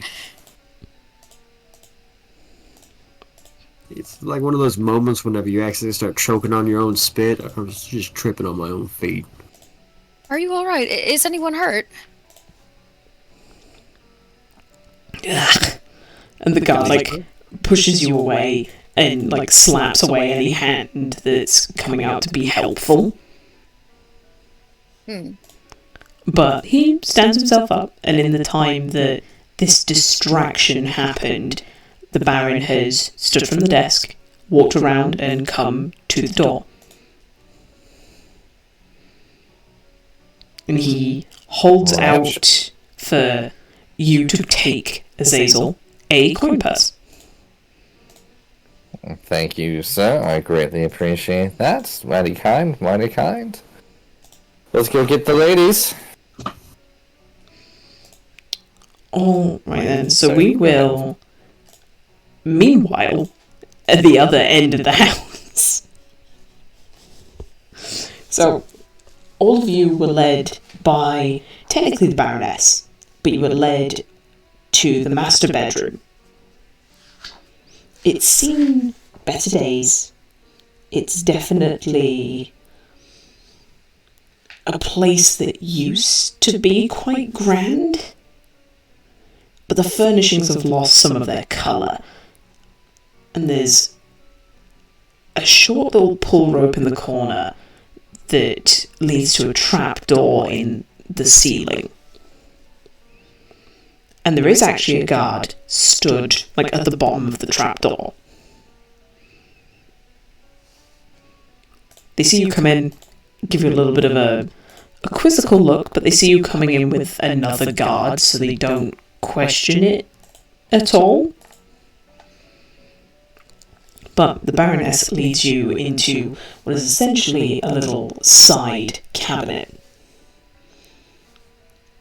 The room has been closed up for a long time, and you can tell, because as soon as the door opens, you're all hit in the face with the smell of powder and fine perfumes. Along the back wall there is a vanity with a mirror, next to a faceless wooden mannequin wearing a white bridal gown. Mounted on another wall is a full-length mirror with a gilded frame that just is floor to ceiling. A door in one corner is shut, but seems to lead to a small little out closet.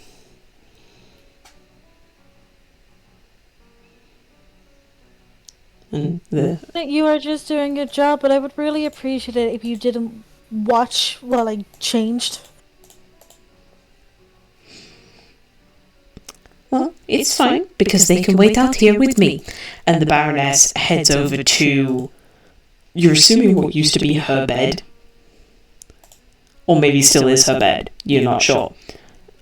And she just sits on the edge and gives you the space and the privacy to do whatever you would like, Amira. I look to Aurora and Saya, like, well,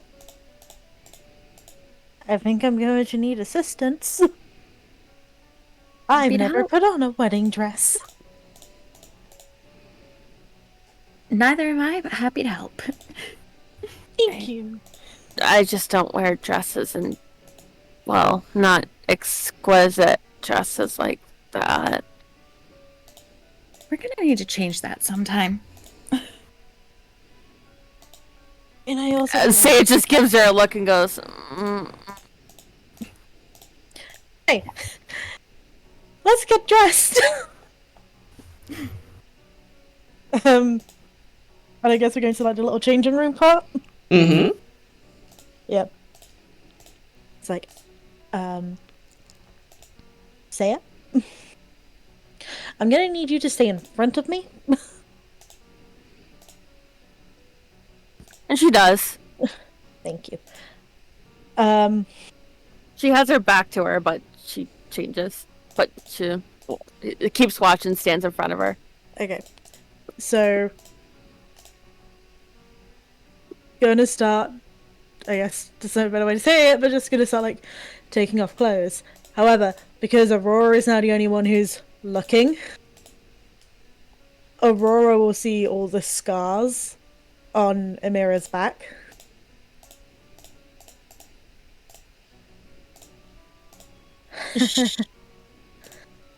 And just shakes her head at you and say, don't say anything. Just shakes her head.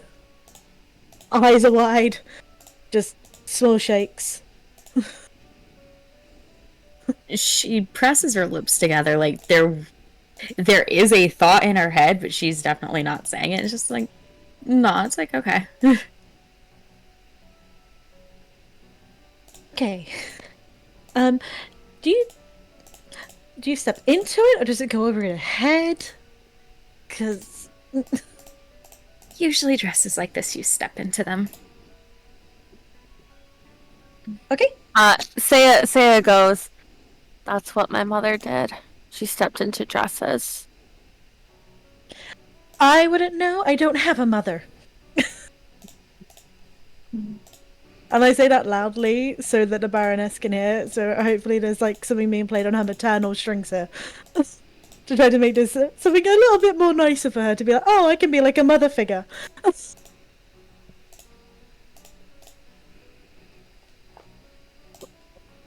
Saya just kind of nods and goes, I don't have one anymore either.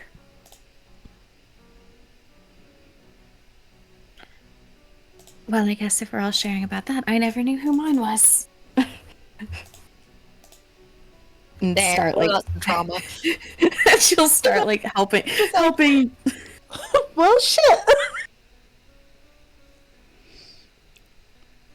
Look at all these women with no mothers. Yeah, pretty good motherless behavior.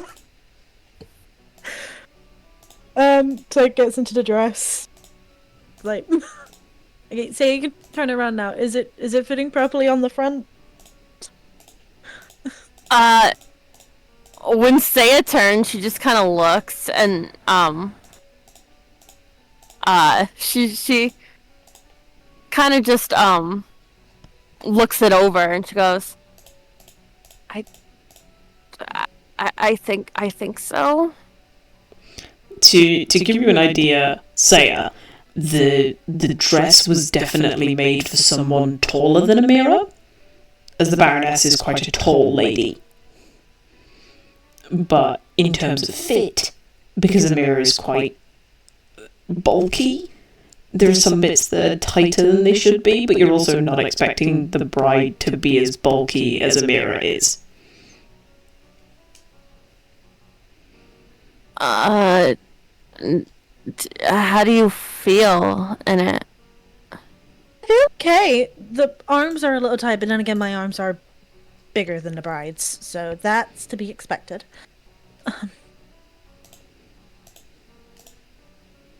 I guess it looks okay. And she just kind of looks at Aurora, just like, and just kind of like shrugs, like, I don't know.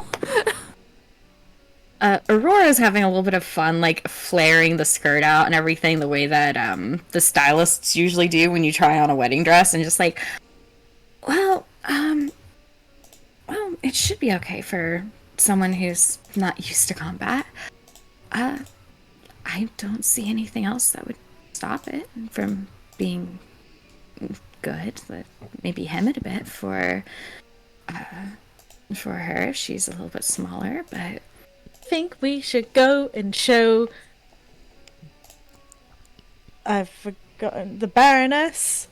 That's not right. No, is it Burgomaster's wife? I've forgotten her name. Do you even know her name? I thought we were just calling her the Baroness. Yeah, is that her title? Just the Baroness? Yeah. That's a title. You have been told her name. Whether you remember her or not is a different question. No, was Amira even there? We can't.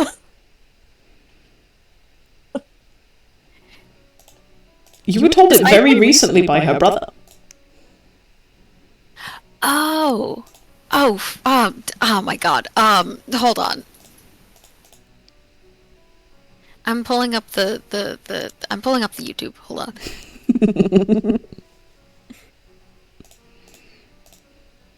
It's gonna drive me nuts until I can find it. It was last episode, yeah? Mm-hmm. Oh no, probably the episode before, but technically the same day. Or the day before. So 39? Yeah, potentially. I'll let you roll a history check if you really care. Me. Well, everyone. Because you all know it. History check. Oh, come on. That's a 9.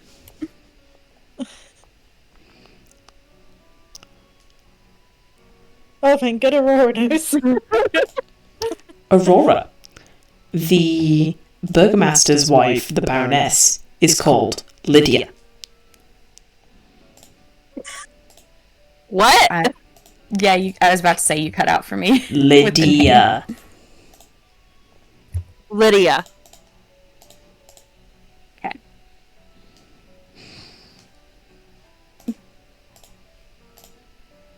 Well, let's go show her. We go to show her. Yeah. You come out of the little powder room, and immediately she is brimming. She has a genuine smile on her face. She clasps her hands in front of her chest. She kind of stands up and walks around you.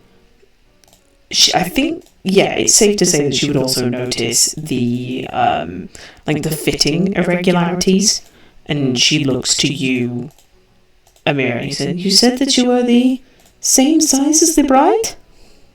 Roughly. My arms are a bit bulkier. Ah, I see. That would explain the height-wise- material. Height-wise, hips, waist, chest. Pretty much the same size. It's just the arms. Well, from the looks of it, if she is as you say, then she will make a very blushing bride in this. Quite honestly as well. Thank you. Say just kind of looks and goes, "What? Why is she blushing?" It's an expression. Oh, Oh. well, on your wedding day, you're meant to be the happiest you have ever been. So, quite often, you are referred to as the blushing bride. You're full of excitement, a little bit nervous.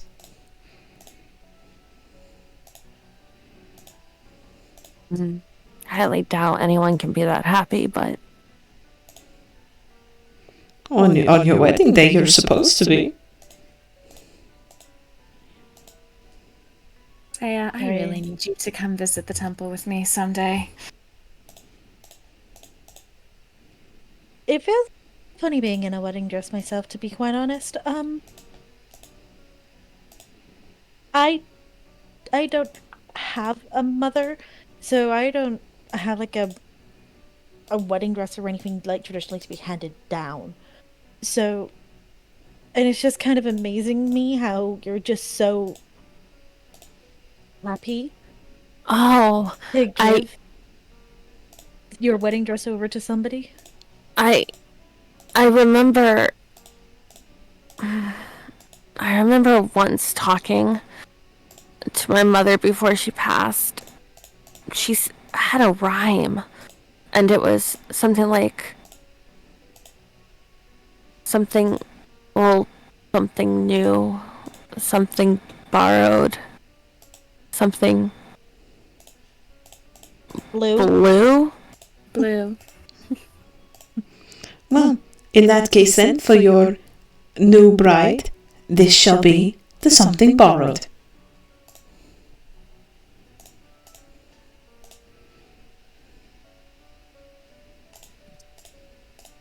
Why do they have to follow that tradition, though? I don't quite understand it. Old enough to withstand. No, old enough for tradition, new enough to survive the modern age. Blue because brides used to wear blue before they wore white. And something borrowed was supposed to, as in like you were to take care of each other, essentially. I had a character. Did somebody just facepalm and hit the mic? Because I swear to God, that's what it sounded like. I have push to talk on, so it wasn't me. Oh, I just thought it was funny that Saya said that and then dunk. Okay, continue. I believe that's why.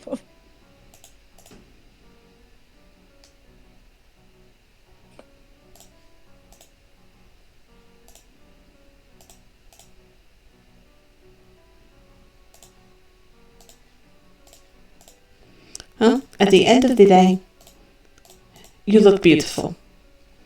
But to answer your question, I've, in all honesty, lost all hope that my son will find anyone, and there will be no daughter-in-law for me to offer my dress to. So, What makes you say that? my son is a very eclectic individual. Very much the stereotype of the noble hermit. Does not go outside, does not leave his room, is very particular about certain things. I, in all honesty, do not hold out much hope for him finding someone. I may be wrong. I am more than willing to be proven wrong. But at this rate, I highly doubt it will happen. Do I know anything about, like, I highly doubt it because I grew up in the Vistani camps, but did we ever hear anything about, like, the burgomaster's son? Like, do we know anything about him?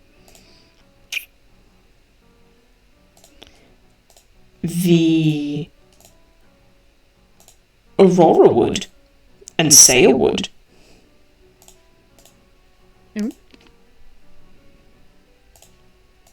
They were told something a while ago.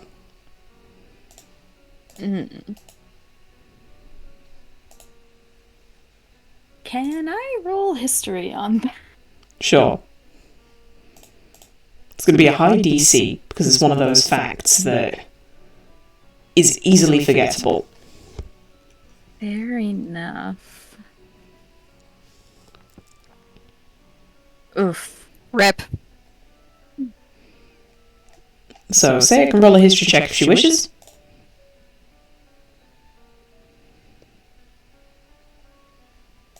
They'd just be our bead. Fair enough. In that case, I will... I'll do it for them since it's not incredibly important. Say history.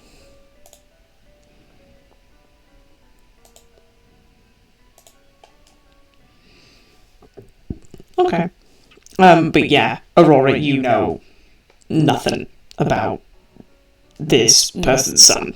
I mean, you've heard them talk a couple of times about having a son, but you've never seen him.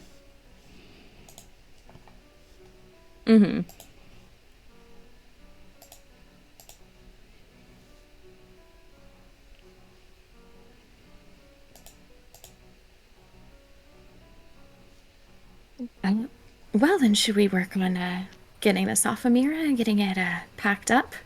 Well, wanna I was gonna say for however long, and if you do want that kind of experience, we could pretend for a little while.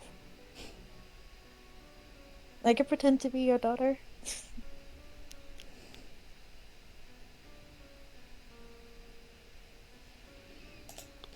And you can see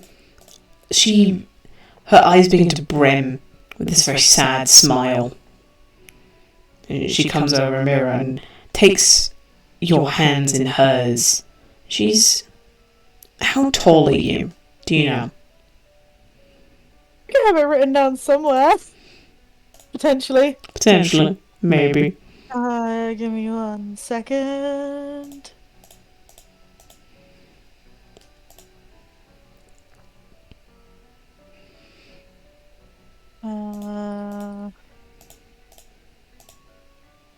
Okay. Apparently I didn't write down a height, but I'm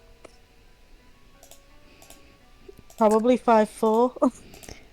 So Lydia is a very tall lady. Without heels, she's 6 foot. So she does. Dang, lady! So she does tower over you, and the dress does pull around your ankles. Yeah. But she takes your hands in hers and very lightly brushes her thumb over your knuckles. Yes, my dear, no matter what has happened in your past life, you would make someone a very proud mother right now. As I am welling with pride just looking at you in this dress.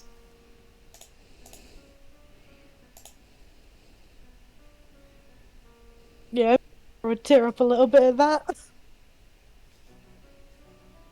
Thank you.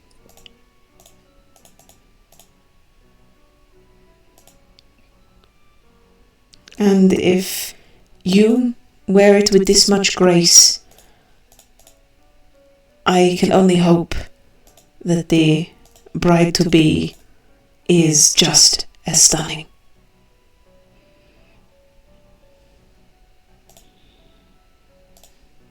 So she takes a deep, waving breath and is like, oh, I'm really gonna cry!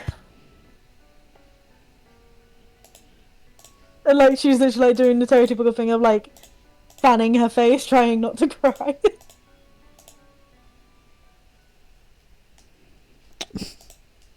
It really is a pretty dress.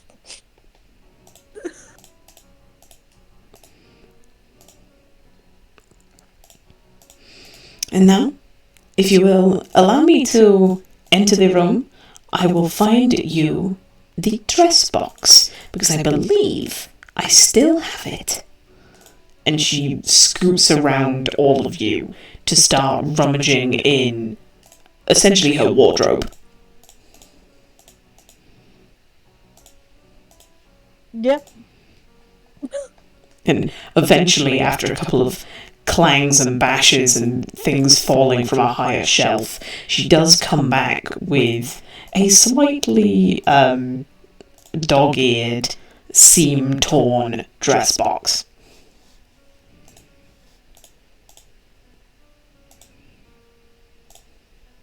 When you're ready, take as much time as you need. You can put the dress in here. Okay.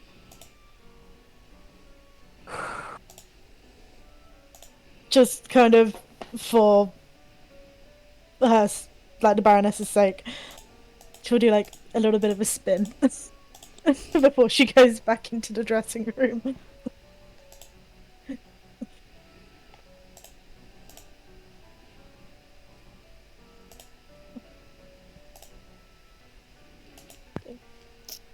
There's definitely there's definitely tears coming down her face that you would catch Aurora. She's trying to keep that persona of the elegant noble woman, but it's definitely failing right now. There's a little quiver to her lip as she moves away from the room. Aurora would just give her a soft smile and just, there's nothing wrong with being happy for the moment. And go back to helping Amira. Happily get out of this dress. Mm-hmm. Yeah. Let's get this packed up, and that way we're not keeping the boys waiting too long. Whispers very, very quietly so that nobody else can hear, because I assume we're in the back of this closet, and everybody else is in the closet, out of the closet even.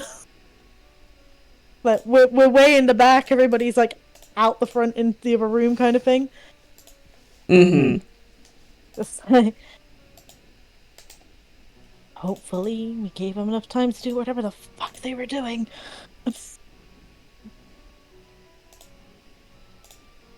Hopefully.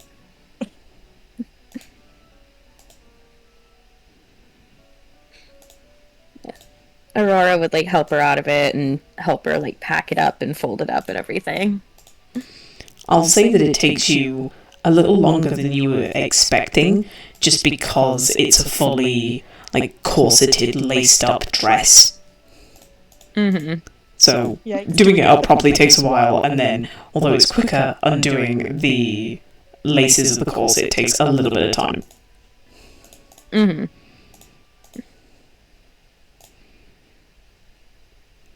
But I'd say that you get it all packed up.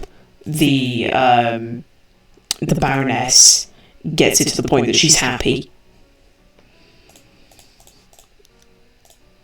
and begins to lead you back towards the library and the rest of your team. And as you do so, you hear this clatter of metal against wood. And that's where the two groups sync up.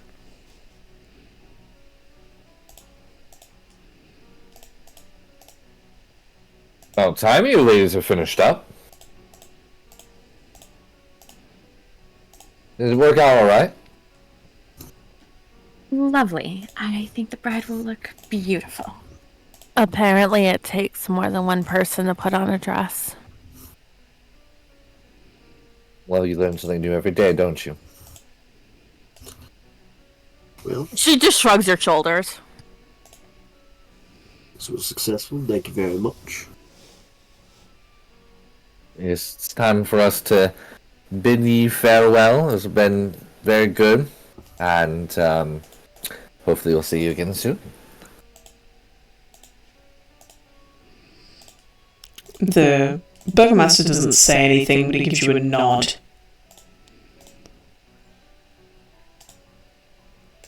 Just kind of... just telepathically, we'll be in touch soon. Don't cause trouble. Enjoy the rest of your day. Kiss your wife goodnight.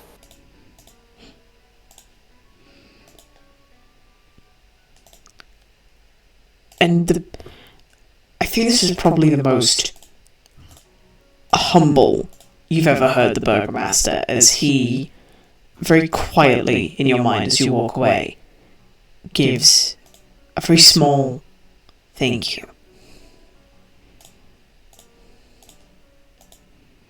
Don't thank me yet, but hopefully it'll work out.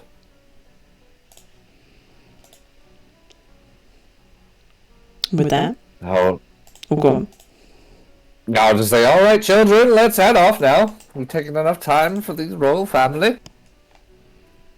Before leaving, Sonder would definitely bend down to the dogs and give them both really quick scratches behind the ears and very soft whisper of "Bye, puppies," and just fall back in line with everyone else.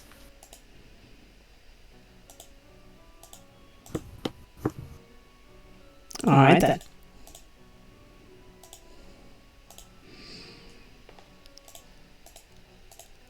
How long do you wait before you start talking to each other?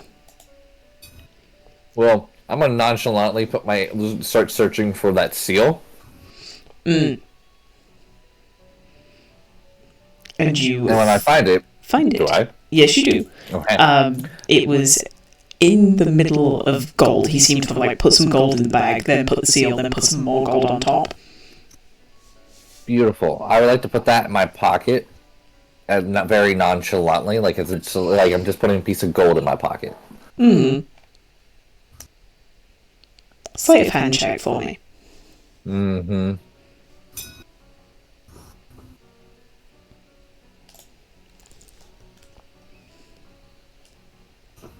Does it succeed?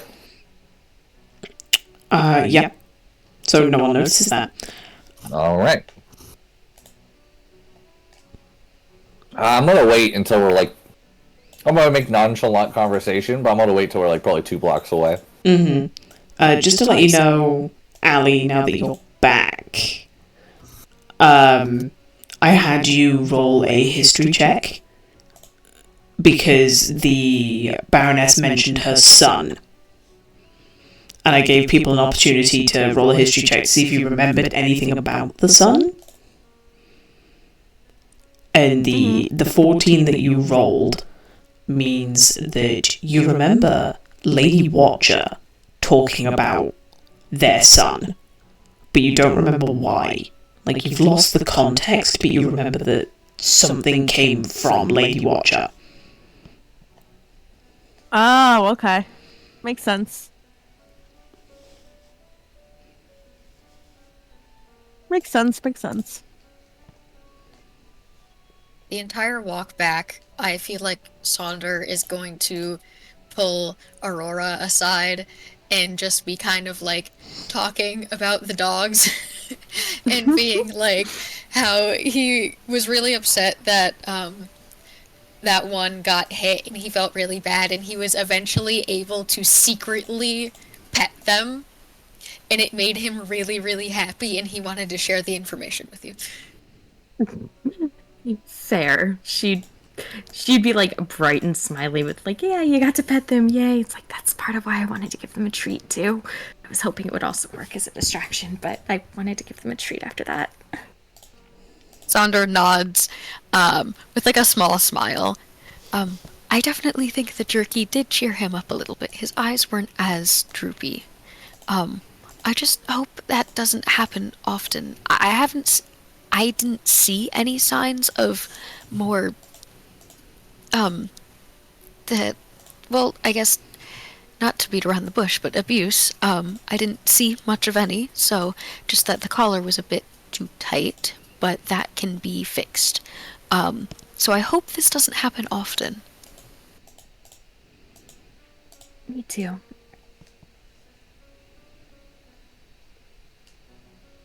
But you got to pet them, and they were so cute. They were actually very sweet. I even got a few licks from one of them, and you can see him just like kind of wiggling excitedly as he walks, like his tail swishing behind him. It was so cute. I really, really wanted to talk with him, but I was scared that if I tried anything, we would get thrown out. So I didn't want to, like, do any spells or anything. Hopefully next time, I can actually say hello in a way that they can properly understand. I hope so. If you do, let me know. I feel like you would be the first person that I would talk to about it. Aww. It's gonna like hug him, like, thank you. He'll immediately hug her back, and like pat her back. She's wearing armor, right? Yes. Okay, cool. I wasn't sure if she put on her full garb. He'll just tap the back of her armor. You always make such pleasant conversation, and I feel like we have a lot in common. So it's always a pleasure to talk to you. You too. It's nice to have someone who is similar enough to me. It's what is the saying? A breath of fresh air? Something like that? Yes. And we need to get you to dance again, too. he kind of blushes a little bit and stutters and kind of like waves his hands in front of him like, I don't know about that. I think that was just beginner's luck. I don't want to embarrass myself or hurt anybody.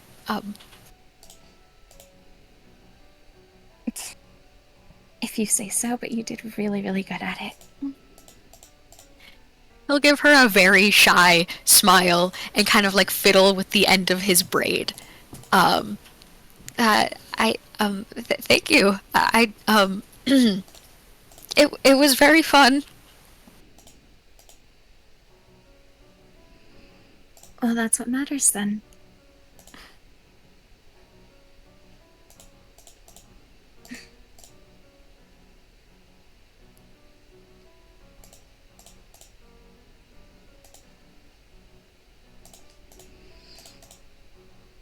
Okay.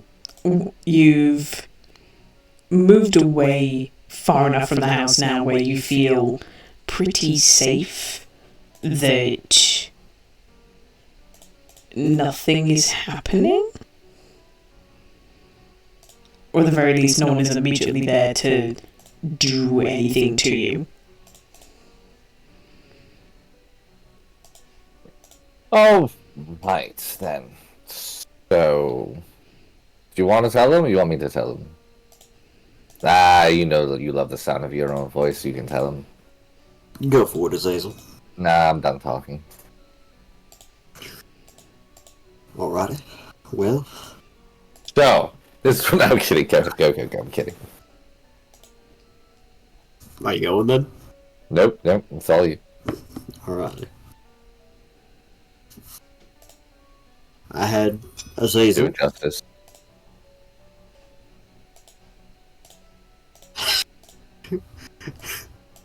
Should I do it your type of justice or my type of justice? No, just do it. It's fine.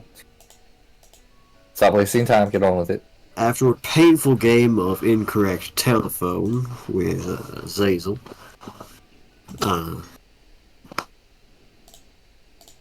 we are going to be helping out the burgomaster. He's agreed to be a little bit less strict, be a bit more open to public opinions, where they won't be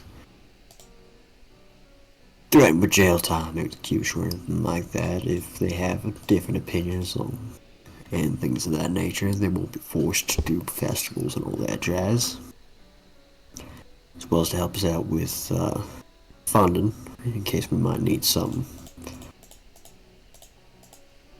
In return, we're going to get him back in power. We're going to make sure his family's going to be alright. Do so, we do need to take out Lady Watcher. Do we have any plans on how to accomplish that without getting ourselves killed?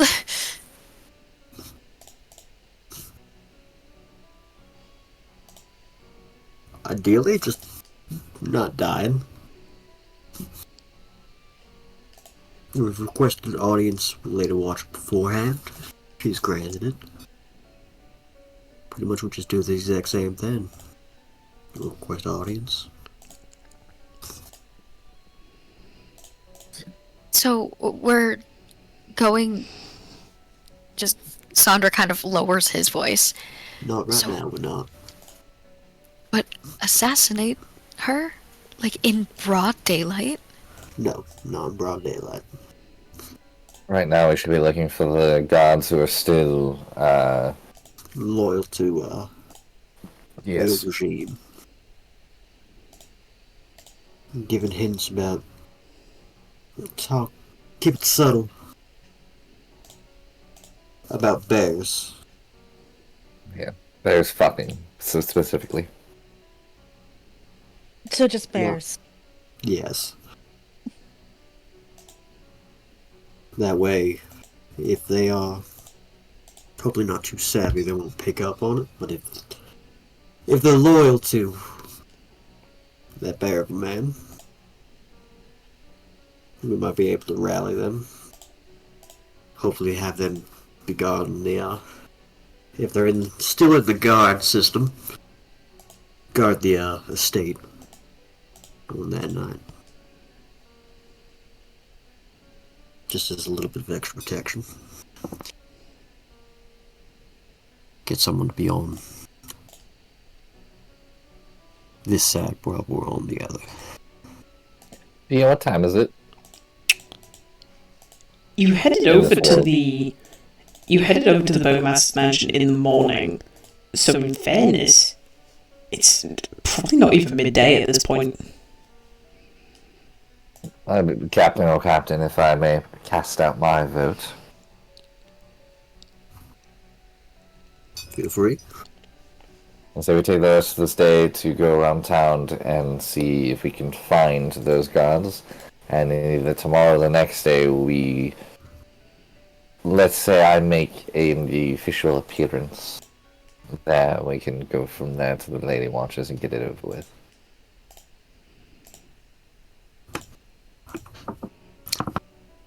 Just gonna look it over to Saya. Is that alright? I know you want to go to... Oh, we need to do that still. We can do that first. That's also fine. Sorry, I kind of forgot what you wanted. That's my bad.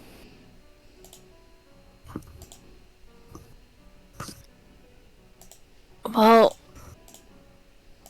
what do you think is more important that we do? I mean, I guess finding the guards are a little more important than what I want to do, but... You wanted to get closure. If you're alright with that holding off, let's work on this, make sure people who are still on my side are going to be alive and in the right place. But we'll still get you your closure. That's all I want.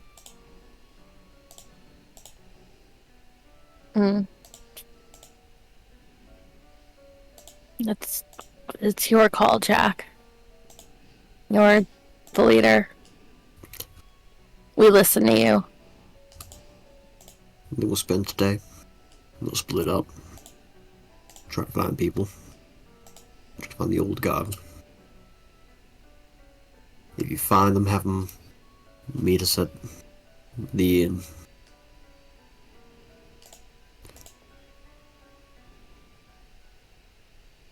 We'll go forward from there.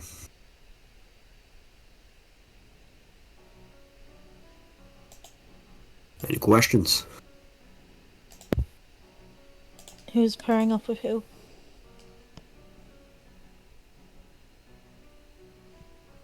I'm assuming we're going in pairs. Doing pairs? I'd say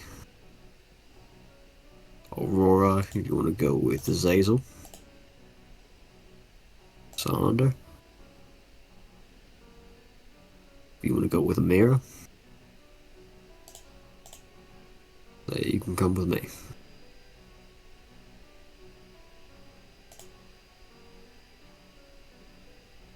She nods. He just looks to Amira. I hope you're well versed in talking to people, because I heard I'm a bit awkward. Just smiles at her a little shyly. Captain, we may have not thought the group's over.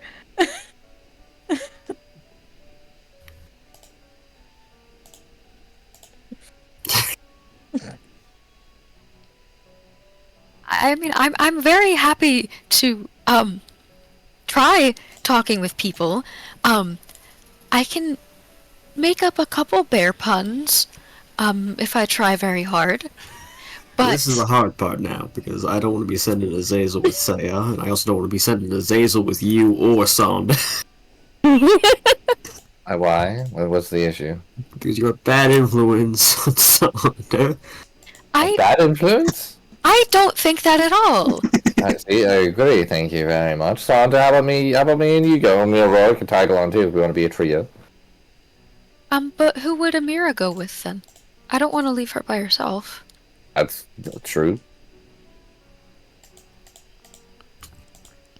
Alright. Here we go. Aurora, you're gonna go with Amira. Sonda, you're gonna go with Saya, and I'm gonna go with Azazel. Saya, I hope you're really good at talking with people because I'm not. Hold on. I think that can't work either. I say, hold on. Jack, you like the go. original groups, and I'll just bite the bullet. No. It's fine. Jack goes with Saya. Aurora goes with Amira, and then Sana goes with me. I don't quite see a problem with that. I mean, we get along just fine. Yeah. Saya sighs and just starts walking, and then she just says, "Whoever's going with me, let's go." Jack, you better hurry up. Last thing as well, before everyone parts, we were also given 200 gold. Mm. Oh. Any particular reason why? To help fund our expenses. For, Is there something wrong with Azazel? No, not at all. Well, So that is sounded like something's wrong. that's I got a 200 cough. gold. Cough quieter. So that's 200 gold for the party then.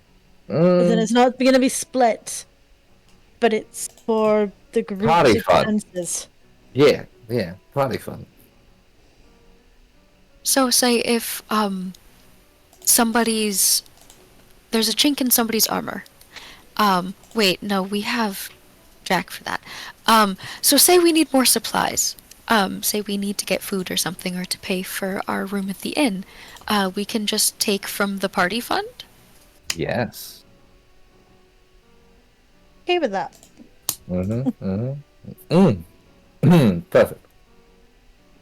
As long as everybody's responsible and they take I'll give 10 gold to everybody right now in case people need the funds. So we'll take 50 out right now. How about that?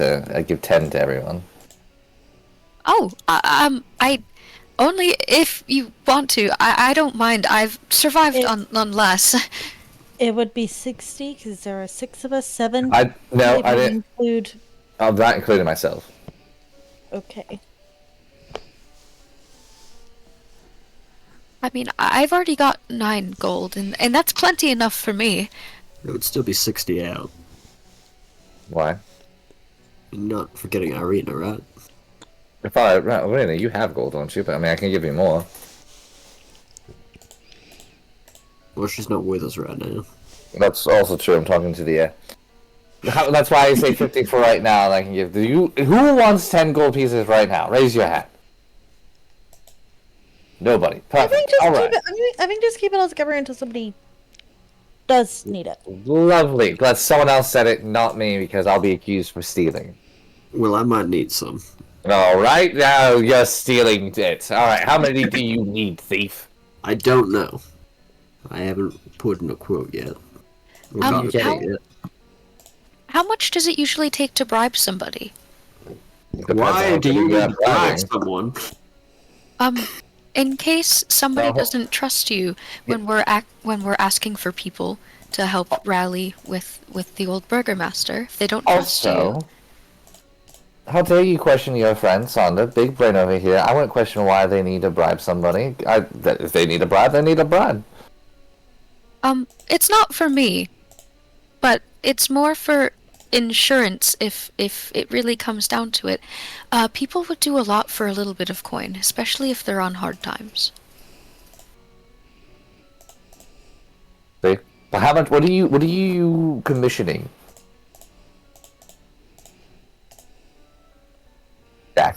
First, a little project I'm working on. So you can be sneaky about it? What's your project, huh? Be open with the group. It's not fully in works yet, so I don't want to get anyone's hopes up. Ah, you won't, don't you worry.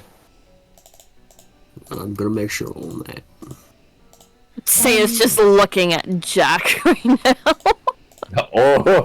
I see this, I go by like, oh fuck yeah. Fucking switch. I mean, say my mind, you can take all the heat, my man. I'm fucking over it. Jack, can I discuss something with you later? About? It's an idea that I had in my head. I just wanted to know if it was possible. Fair enough. How about this? I give you 10 gold now, Jack, and then you can let me know if you need more. Agreeable. Well, I'm glad it was agreeable to young Captain O'Campton. Before we split up, are we going to meet back at the inn after? Or we need a meet-up point before we split off, just in case. We And cannot be timeline. out after dark. Dark is 9 hours away? I don't think we'll be out that long. Should be safe out after dark inside the town. There's walls up.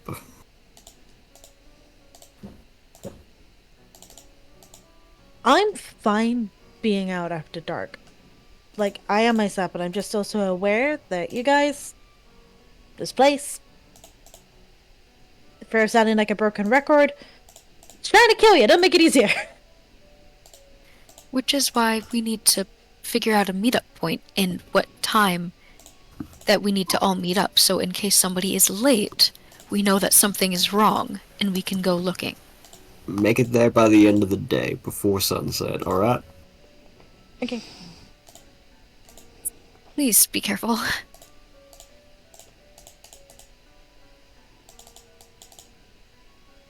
I know we're not exactly going on a perilous journey, but I don't like having our group split up like this. It makes me anxious. We'll all do fine. Before everyone leaves, Sandra gives all of you a hug, just in case. Whoever will accept a hug, I will say. Jack is taking that hug in a heartbeat. Say it well as well. So, I yep, will. same with Aurora. Hugs for everybody, and just very soft, like, be safe, like, look out for each other, don't do anything stupid. Everybody gets hugs.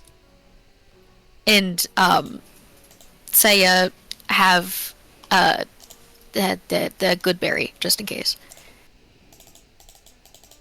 Yay!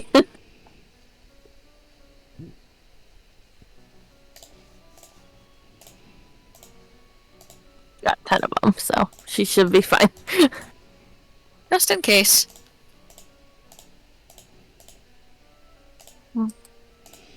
Bearing in mind, good berries lose their potency after a day, so if they were the good berries that you got yesterday, they're now just berries. Oh no, I recasted it. That's alright then. Alright, then how many would you have now then? 10. Oh, okay. 10 of the regular good berries and 10 normal, just regular berries. I'll add that then. Just in case. So we're stockpiling berries, but we're also handing out good berries. Hey, you never know when you need a nice berry to pep in your step, okay? Get them antioxidants. Exactly. They do wonders. We're gonna have a Mix. breakfast one day, we're gonna make pancakes, we're gonna have berries so we can make blueberry pancakes. But just while Saya is being hugged by Sonder and giving the good berries to her, she just kind of looks at him and goes, I'll be with Jack. I don't think much can go wrong. He gives her a very soft but still incredibly anxious smile. I don't doubt that you'll be safe, but being away and not knowing where everyone is or how they're doing just makes the hair on the back of my neck stand up. I hate you, Jack. Okay, go on. Sorry. He kind of just like rubs the back of his neck a little bit. Call me paranoid, but I like having everybody in my sights. Saya will nod and just kind of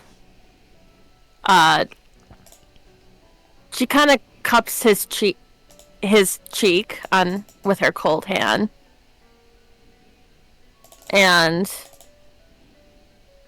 just kind of pats it. Like it's an awkward pat. Like she doesn't. She's seen people do that gesture before, but she doesn't know really what she's doing. So she just kind of goes pat and then walks back. Sonder is trying very hard not to, like, chuckle, because he doesn't want to embarrass Saya or anything, but he'll kind of just nod, and his shoulders are a little bit lighter at that. Just be safe, look out for everybody, and meet back at the inn before sunset, please.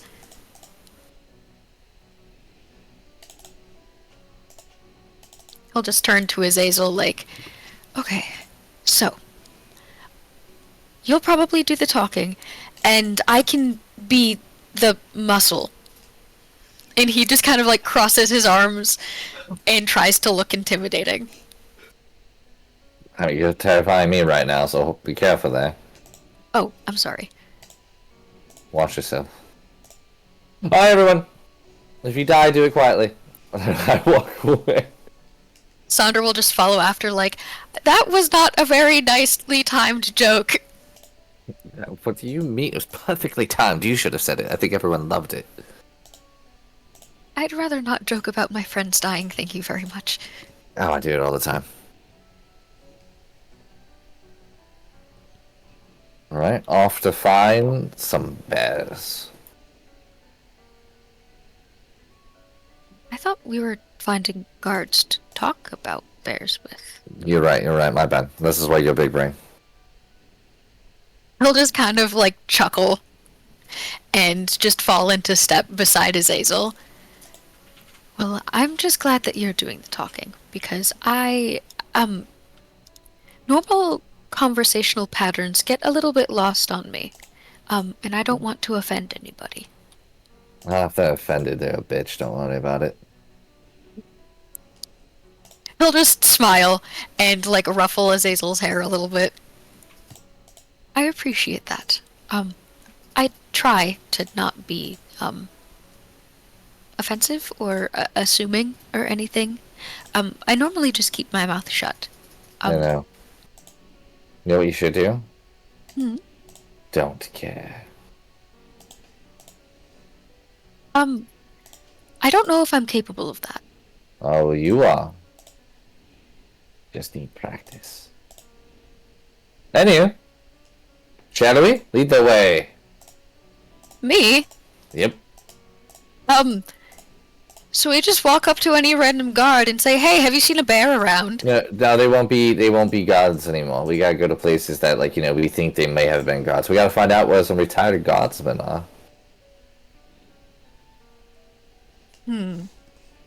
Well, usually, most people, when they have free time, go to the tavern to get a drink, especially if they're unemployed, because they usually need a little bit of a pick-me-up. So we could try there. If there's a guild hall anywhere, but I don't think so, not that I've seen. I think you're right with the first one. Let's just head there. Okay. Thank you. He kind of just, like, scratches the back of his head awkwardly. You're welcome. I'm not used to having very good ideas, so I Oh, yeah. appreciate the compliment. You have plenty of them. Stop putting yourself down like that. Let's move. Let's skip. Let's dance. Let's do it. I'll follow your lead. Alright, I just walk normally. Sonder will walk normally beside him.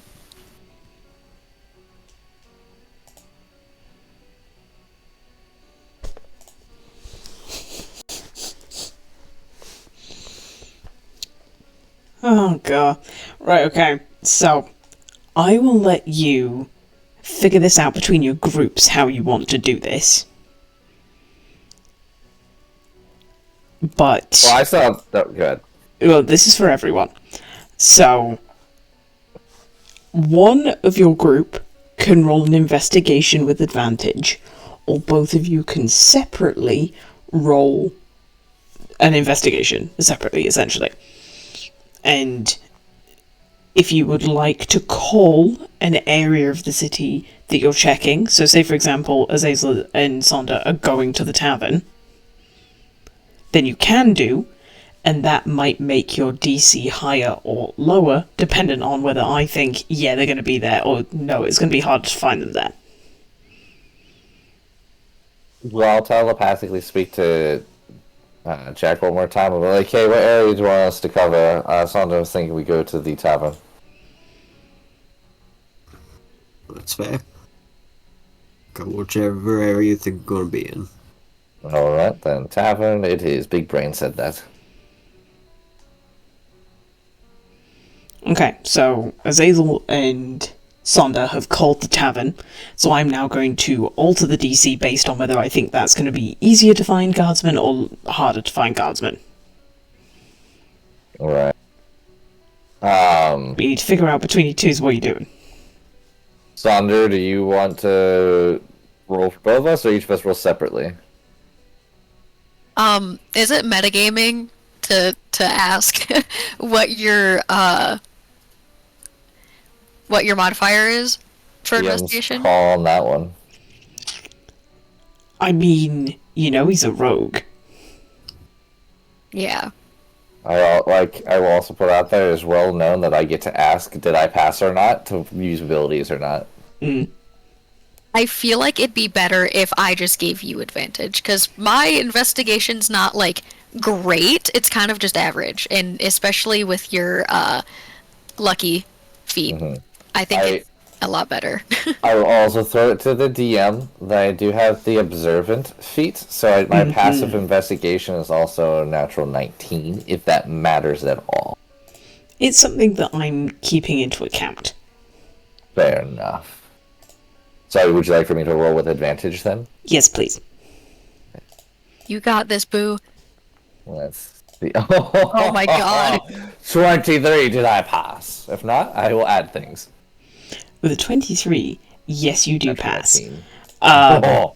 So, heading to the tavern, you can see that there are very few people that are here, but there's a table of 4 men drinking that immediately catches your eye, Azazel.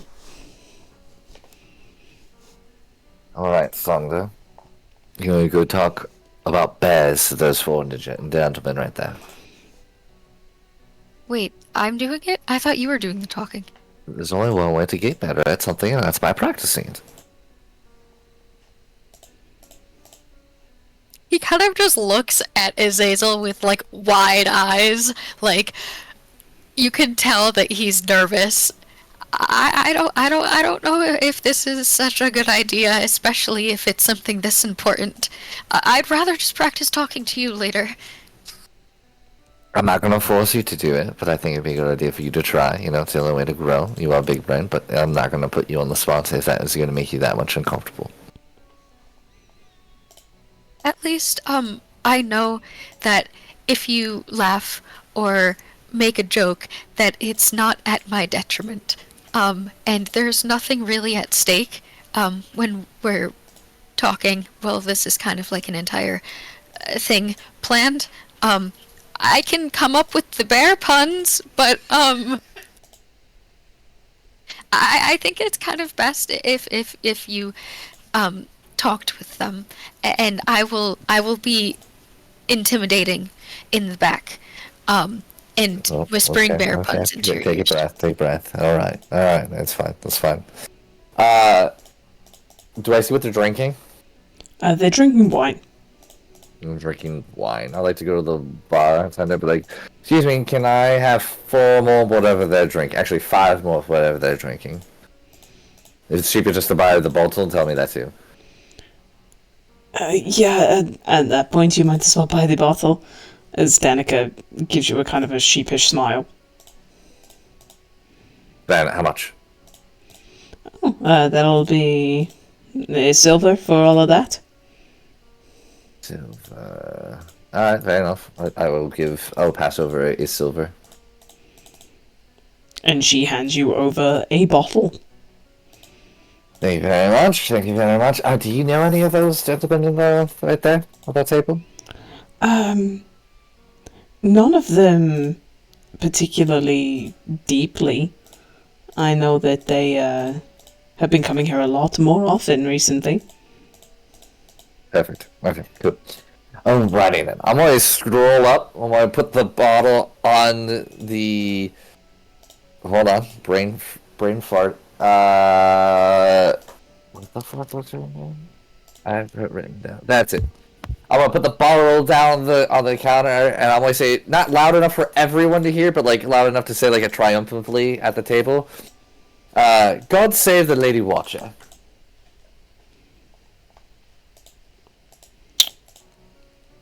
Roll an insight check for me. Alright. You got this. Insight.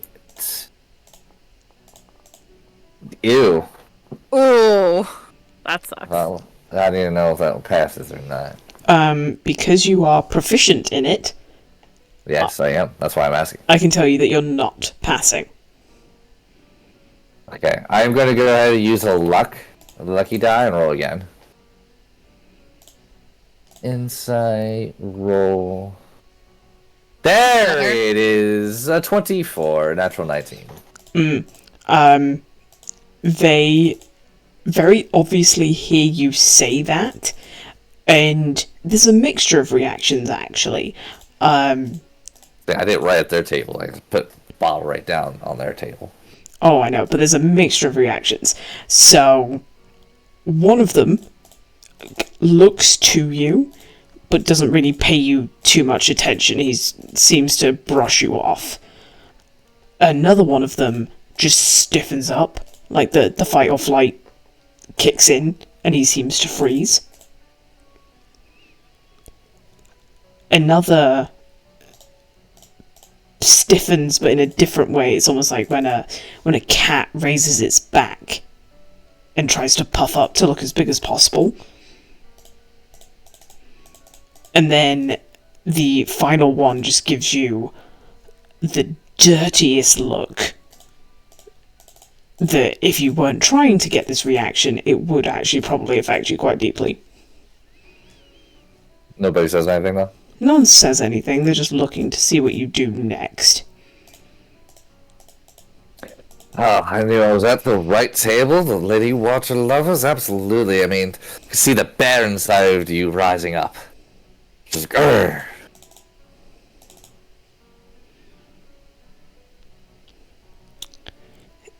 There's now, like a wave of confusion. Yep. And they're Let's get over it. they're really struggling to figure out, like, what you're trying to say. I grab a stool, I kind of slide it up, kind of, so they'd be like, so how's your days going? It's going quite well. I mean, the new regime is going absolutely fabulous. I hear the bear hunting is going extremely well out in the forest. I've seen a couple myself, and I hear it's only getting bigger. That catches their attention.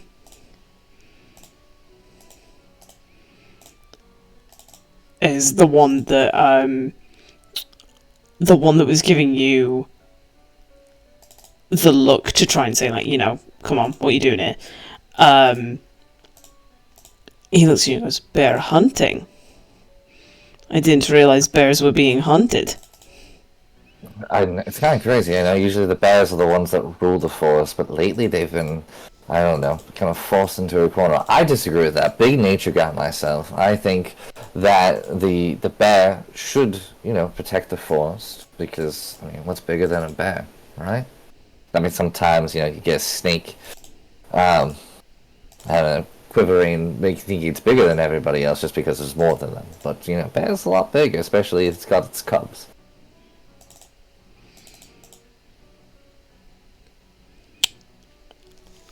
I'm gonna do just a general open roll for intelligence, just to be like, are Are they picking up what you're putting down?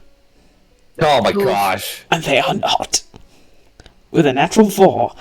The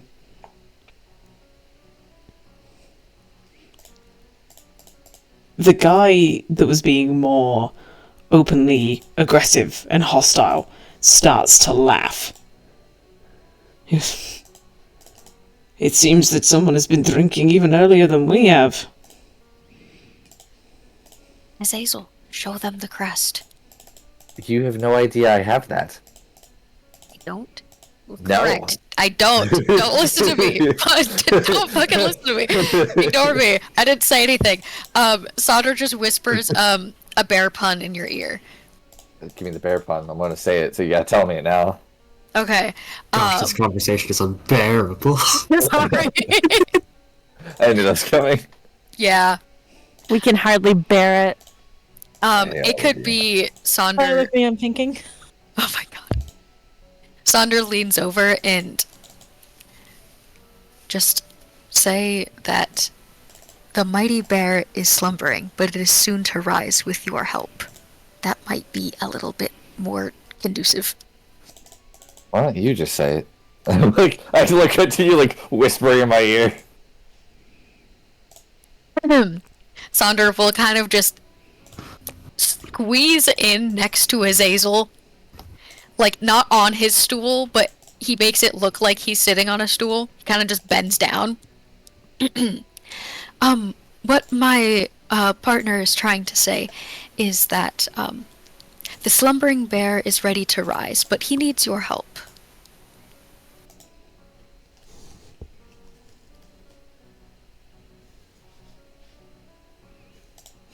There's a look from Azazel to you, back to Azazel. They seem to get that one. As they now straighten up, they put their glasses down. Any hostility is gone. As they look up to you both. No. Keep laughing, keep enjoying yourself. I'm gonna look around. Is anyone, like, within earshot, though, where I could, like, kind of have a conversation without it being overheard? Yeah. I mean, Danica might overhear, but at this point, she's on the level, so... Yeah. Alright, look. We're gonna be doing a coup. We need people that are willing to bring up arms again. We're gonna try to take out a few of the guardsmen there. We're gonna put you in there, and the day we decide to do the thingy thing, Burgomaster's going to barricade his family in a room, and it's your guys' job to protect the family until the deed is done. Does that sound patriotic enough for you?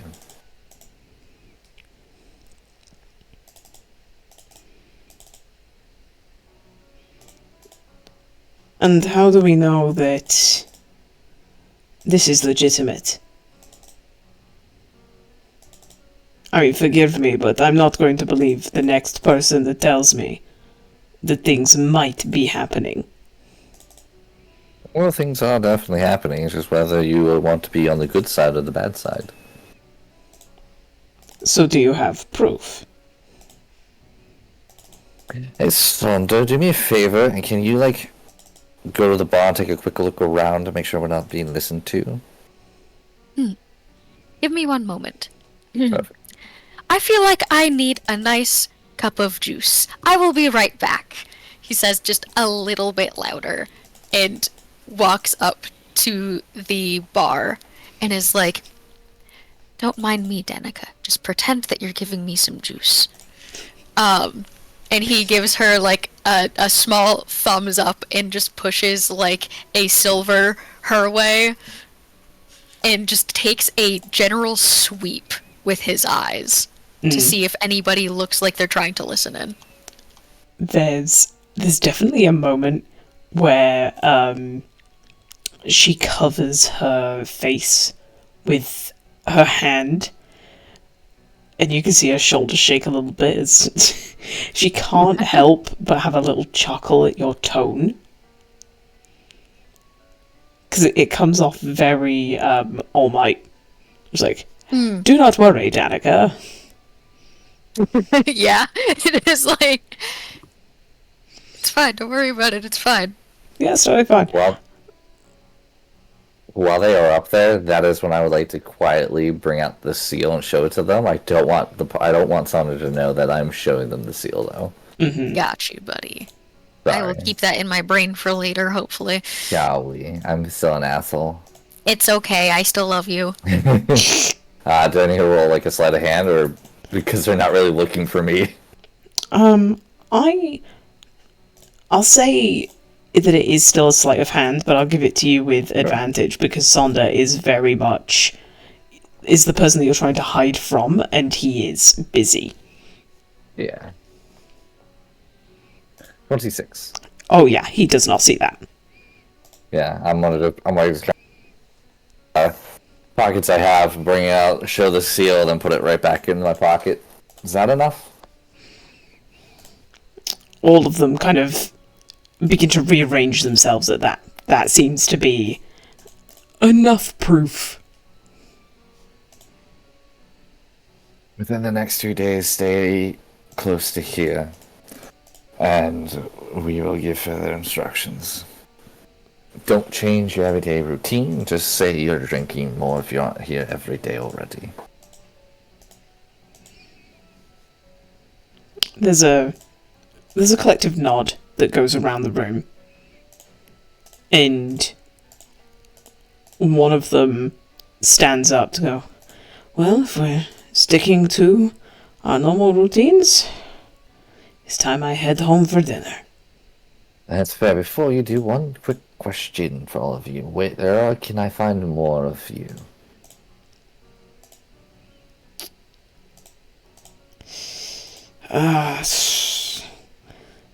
We're all scattered about the city, to be honest.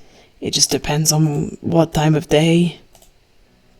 I've Some got people out searching, so any and all help in directing them would be most appreciated. some might be at the church. Some Church, yeah. might be just in their homes, and in that case, it fully depends on the person. Yeah. Obviously, if they're shopping, they'll be in the town center. Church, town center. Perfect. Thank you. If you run into somebody else, make them aware. Make sure they're solid. Other than that, enjoy the rest of your days, gentlemen. That was a great joke. Terribly sorry for bothering you. I thought you were some of my high school mates. Sandra, I think it's time that we... Well, you have juice already. I'm going to get myself a drink, and we'll just go up to the bar. I will... Is Jack within a mile from me? Because of how small Vallaki is, yeah, he's within a mile of you. Just recruited 4 people, beat that motherfucker. I was probably first, second, church, and the, town hall shopping would probably be the 2 next places you may or may not find somebody unless you actually start knocking on doors.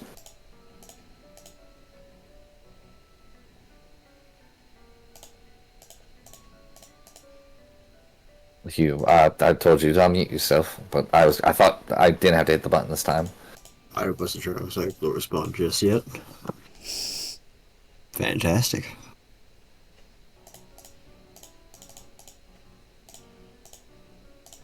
Probably gonna hit the town center, or the town square, with Saya.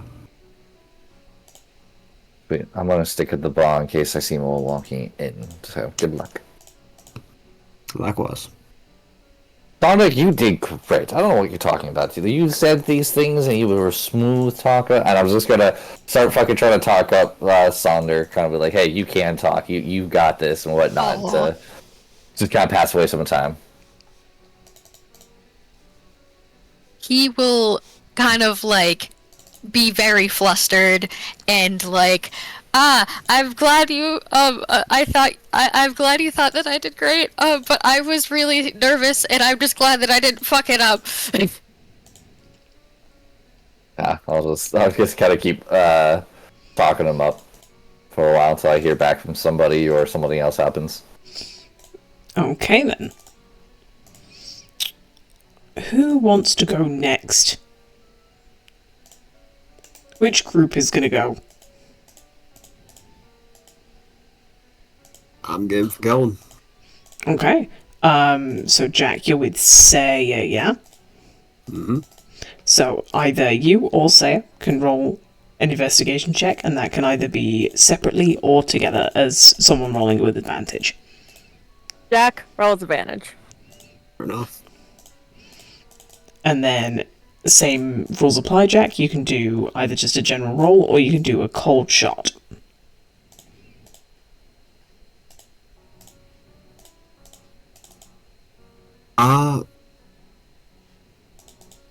It's gonna be more cold. These were guards, so they probably have their own weapons that they're familiar with. They're not possibly some gear that they went with. So I'm gonna be checking more towards the forge, the blacksmith, things like that.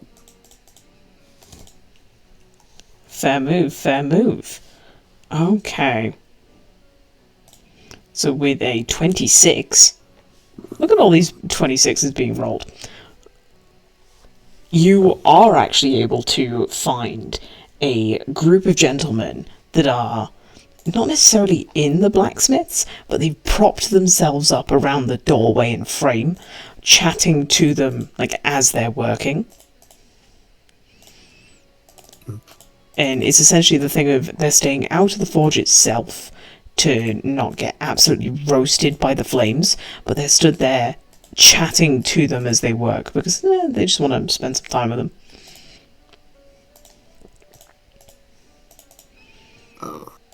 And as they see you and Sarah approaching, they don't stop talking, but they can see you and they're giving you looks as you pass by.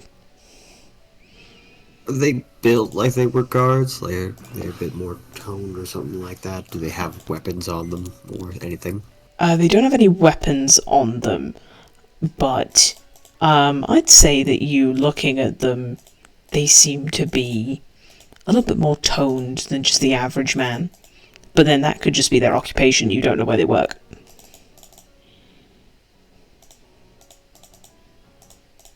Excuse me.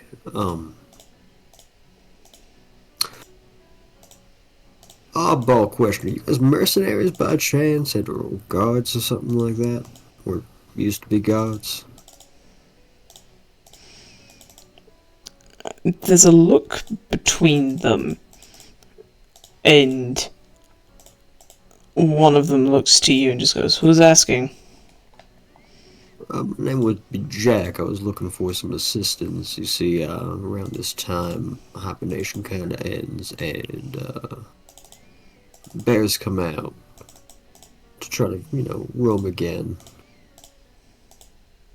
Go on their merry way. And so I was hoping to get some help.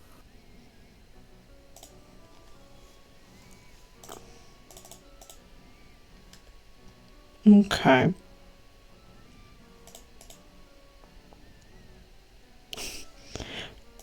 Immediately, Jack, they stop lounging against the doorframe of the blacksmith's forge and straighten themselves up and look at you and say, and just they're like, "I think that is something that we can assist with if there is bears that need assisting with."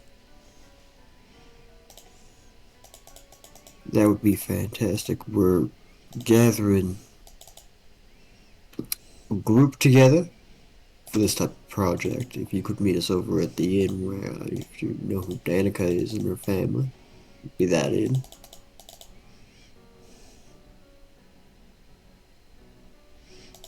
And you can see them nodding between themselves, but they do look to you with a nod,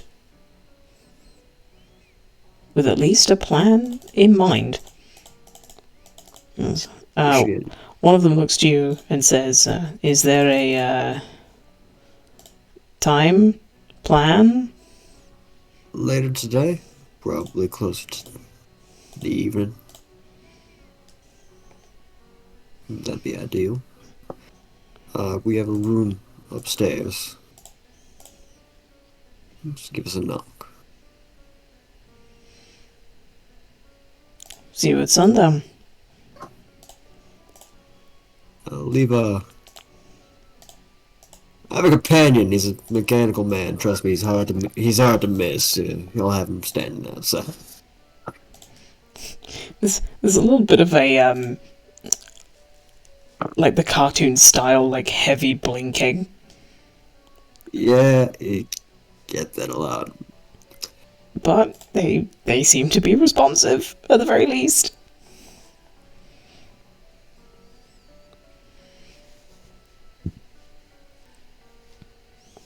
Alright then.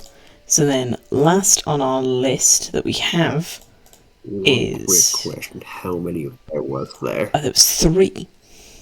Damn. Not saying a thing to his Hazel then. Say's just thinking that was way easier than I thought it would be. In fairness, Sarah, it was with your help that he was able to find them in the first place. So...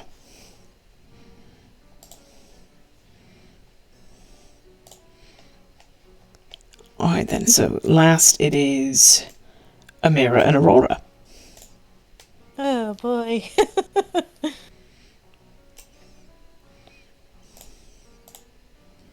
Is it investigation you said first? Mm-hmm.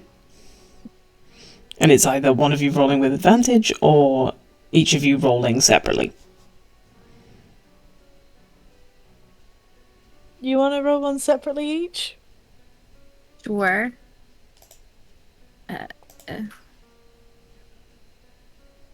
Okay.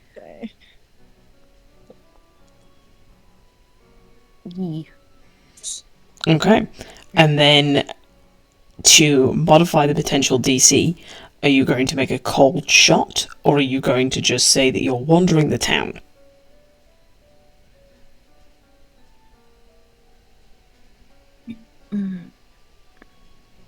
What do you mean by a cold shot? I'm sorry. So, say for example, if you're there like, I want to look around Lady Watch's house.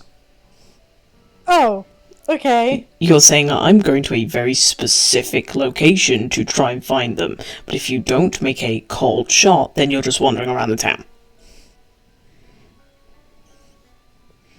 But bearing in mind, depending what you pick, it might be easier or harder to find guards. Yeah.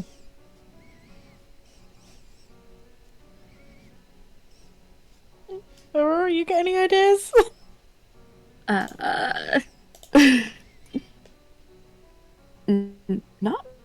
right offhand. The only thing I can think of is if they were chased out. So they had to go somewhere else.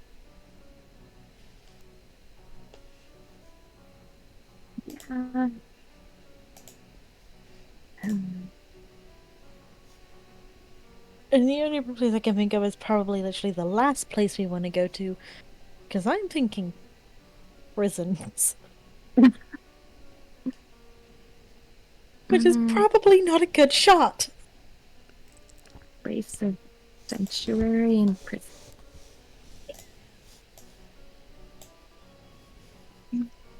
Sorry, what did you say? It was really quiet. Place of sanctuary and protection, maybe? You want to go to church? Why not? Let's go to church then. Poor Amira.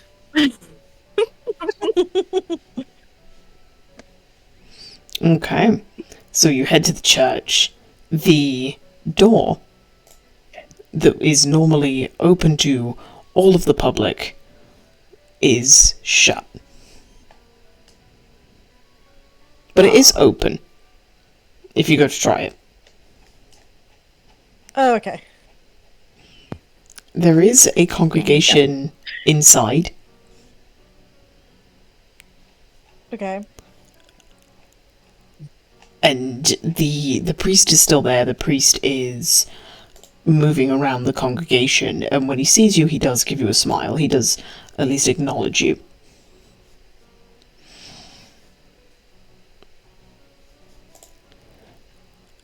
But there doesn't seem to be anyone that's obviously an ex-guardsman. They're all in just like civilian garbs, peasant dress.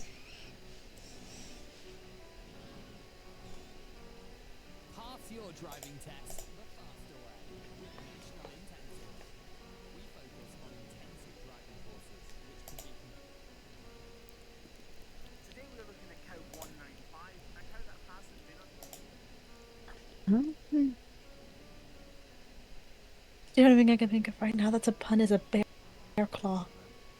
Like the pastry. And I don't think we can ask people around here if they know of a good, strong bear claw. Mm, well, seeing as we're in church,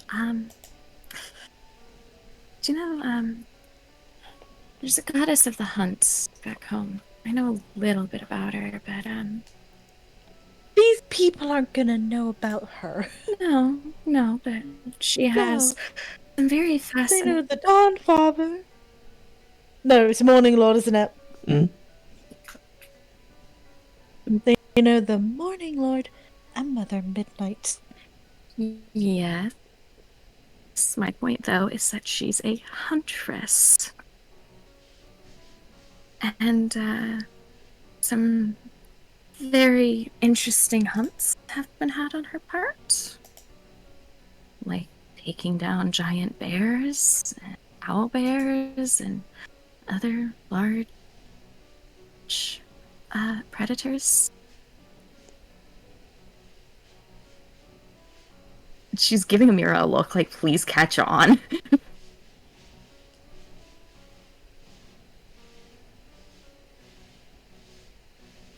You want to talk about her? Talk about a bear hunt. It's more stories, but if your best idea is a pastry, and closest I can think of right now is story and folklore of a goddess. It seems a bit blasphemous, though, to come into a church and talk about a different god.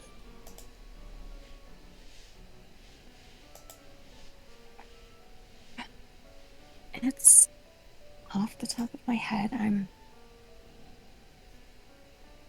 Mm.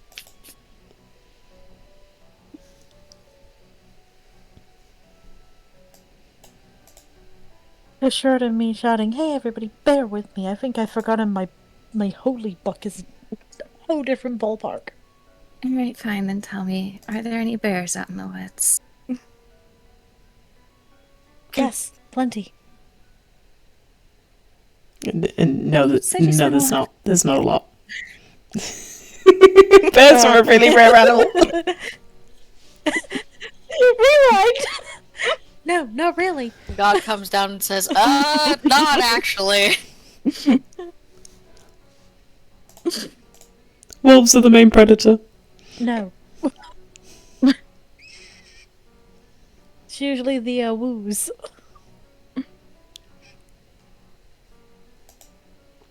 I like them though, they go to the moon.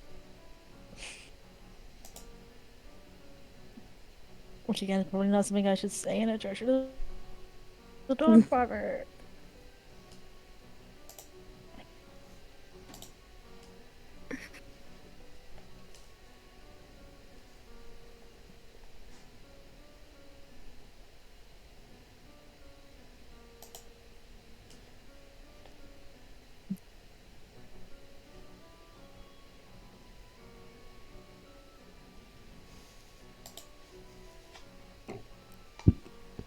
Is there not a song you know about bears? You're musically inclined. I mean, off the top of my head, the best I've got is about a girl who wandered into a bear's den.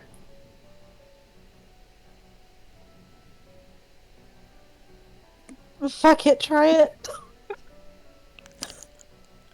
Because you've been stood in the middle of the church for a while now, just having this conversation, the priest's helper, the boy that you know the name is Yeska, comes up to you. Good evening, ladies. Is there anything that I can do for you?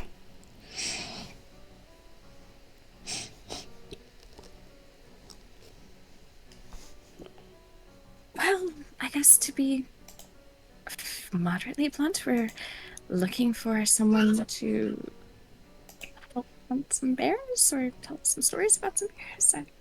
Bears. Mm.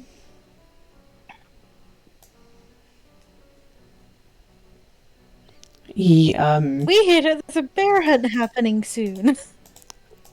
he kind of takes it in, nods. Let's see what we can do. And he actually walks to the front of the church, like standing by the altar, and begins to say, in like a raised voice, "Good afternoon, everyone. I would like to draw your attention to the two ladies in the middle aisle.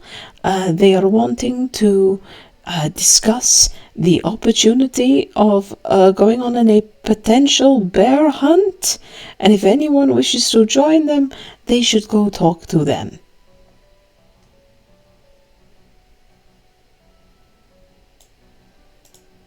And everyone turns to look at you. There's varying looks. There's some, like, older women that are definitely just there to pray, and they kind of look at you with... It's like that judgmental grandma look of, like, you've disturbed my peace and you've disturbed my church with your silly bear talk. Oh, clutch your pearls, Geraldine, and get back to praying. Pretty much. There's a couple of younger people that are definitely looking at you a little bit stumped. Milovaj is looking to you, being like, "Bear hunt? Well then, alright, okay, carry on." But there are two men at the front who, Amira, you notice their eyes linger on you for that extra second longer. That gives you the impression that something has clicked.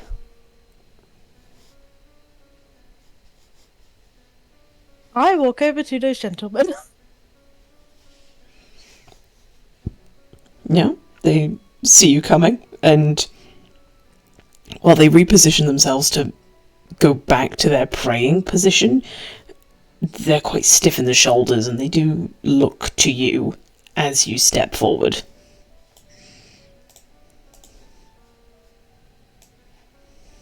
Aurora does go up with her. Good day, gentlemen.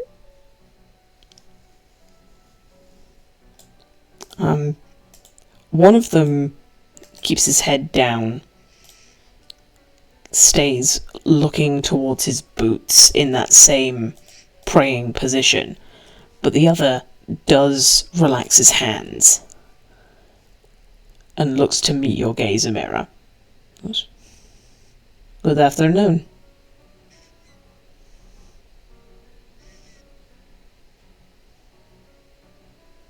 I hear there are going to be bears soon roaming around.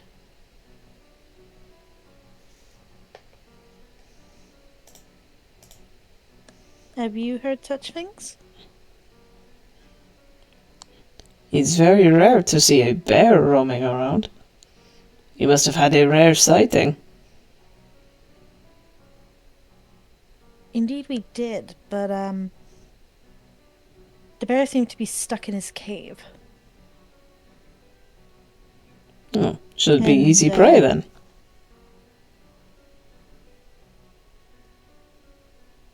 He's not picking up what I'm putting down, is he?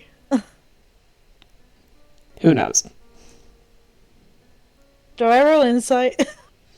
I mean, if you want to carry on and see what he keeps saying, you can do. Yeah.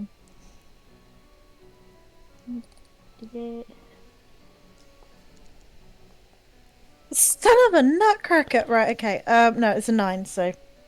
You are really not sure. He's being vague enough, or he could be talking about both.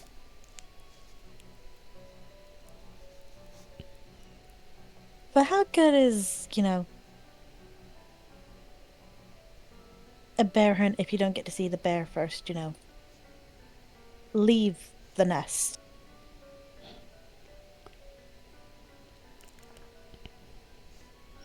You trying to get the bear to leave? I mean, be good to see what the bear could do. Assess it.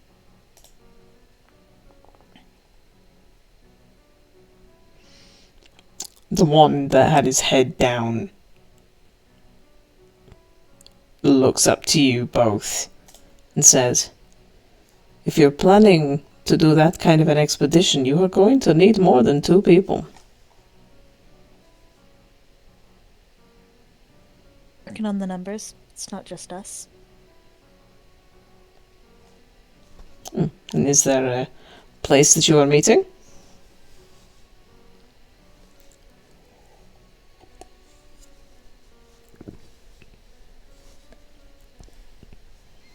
Amira would remember the name of the tavern, but I don't. I think it's something like the Blue Water Inn or something, is it?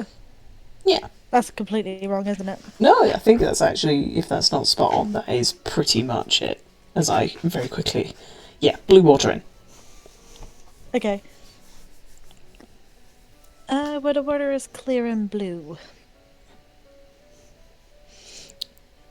I'm assuming then that you have a planned time? If you're this far ahead in the details.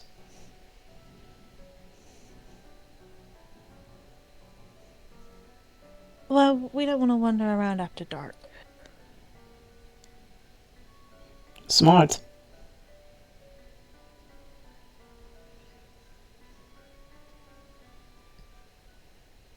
Oh, So, can I take you as being interested? I'm interested, yeah. And his friend next to No. him is just there like, what are you doing? You're not trained enough to fight a bear. And he just gives him a look of like, shut the fuck up. That's so funny. If you would know of any other bear hunters, feel free to bring them along too. Before dark, you say? Before dark. That gives me time. Come, Yurik. We have to walk.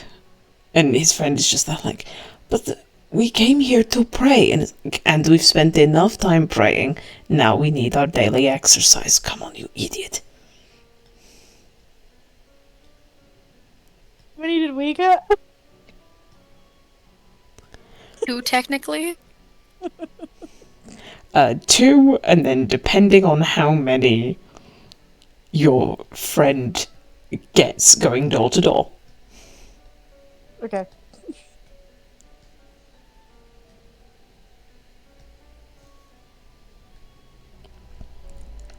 And then I think what I'll do, looking at the time, is end the session there, with the idea being that next week we will pick up from where we left off, where people can do whatever they want during the afternoon, and then prepare a siege in the evening. Whoa. Look at you guys go. Doing the thing.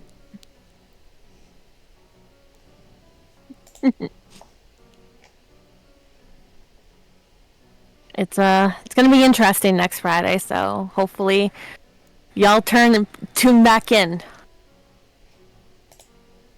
Mm-hmm. As long as we don't completely embarrass ourselves, I think we'll be okay. It's definitely gonna be that.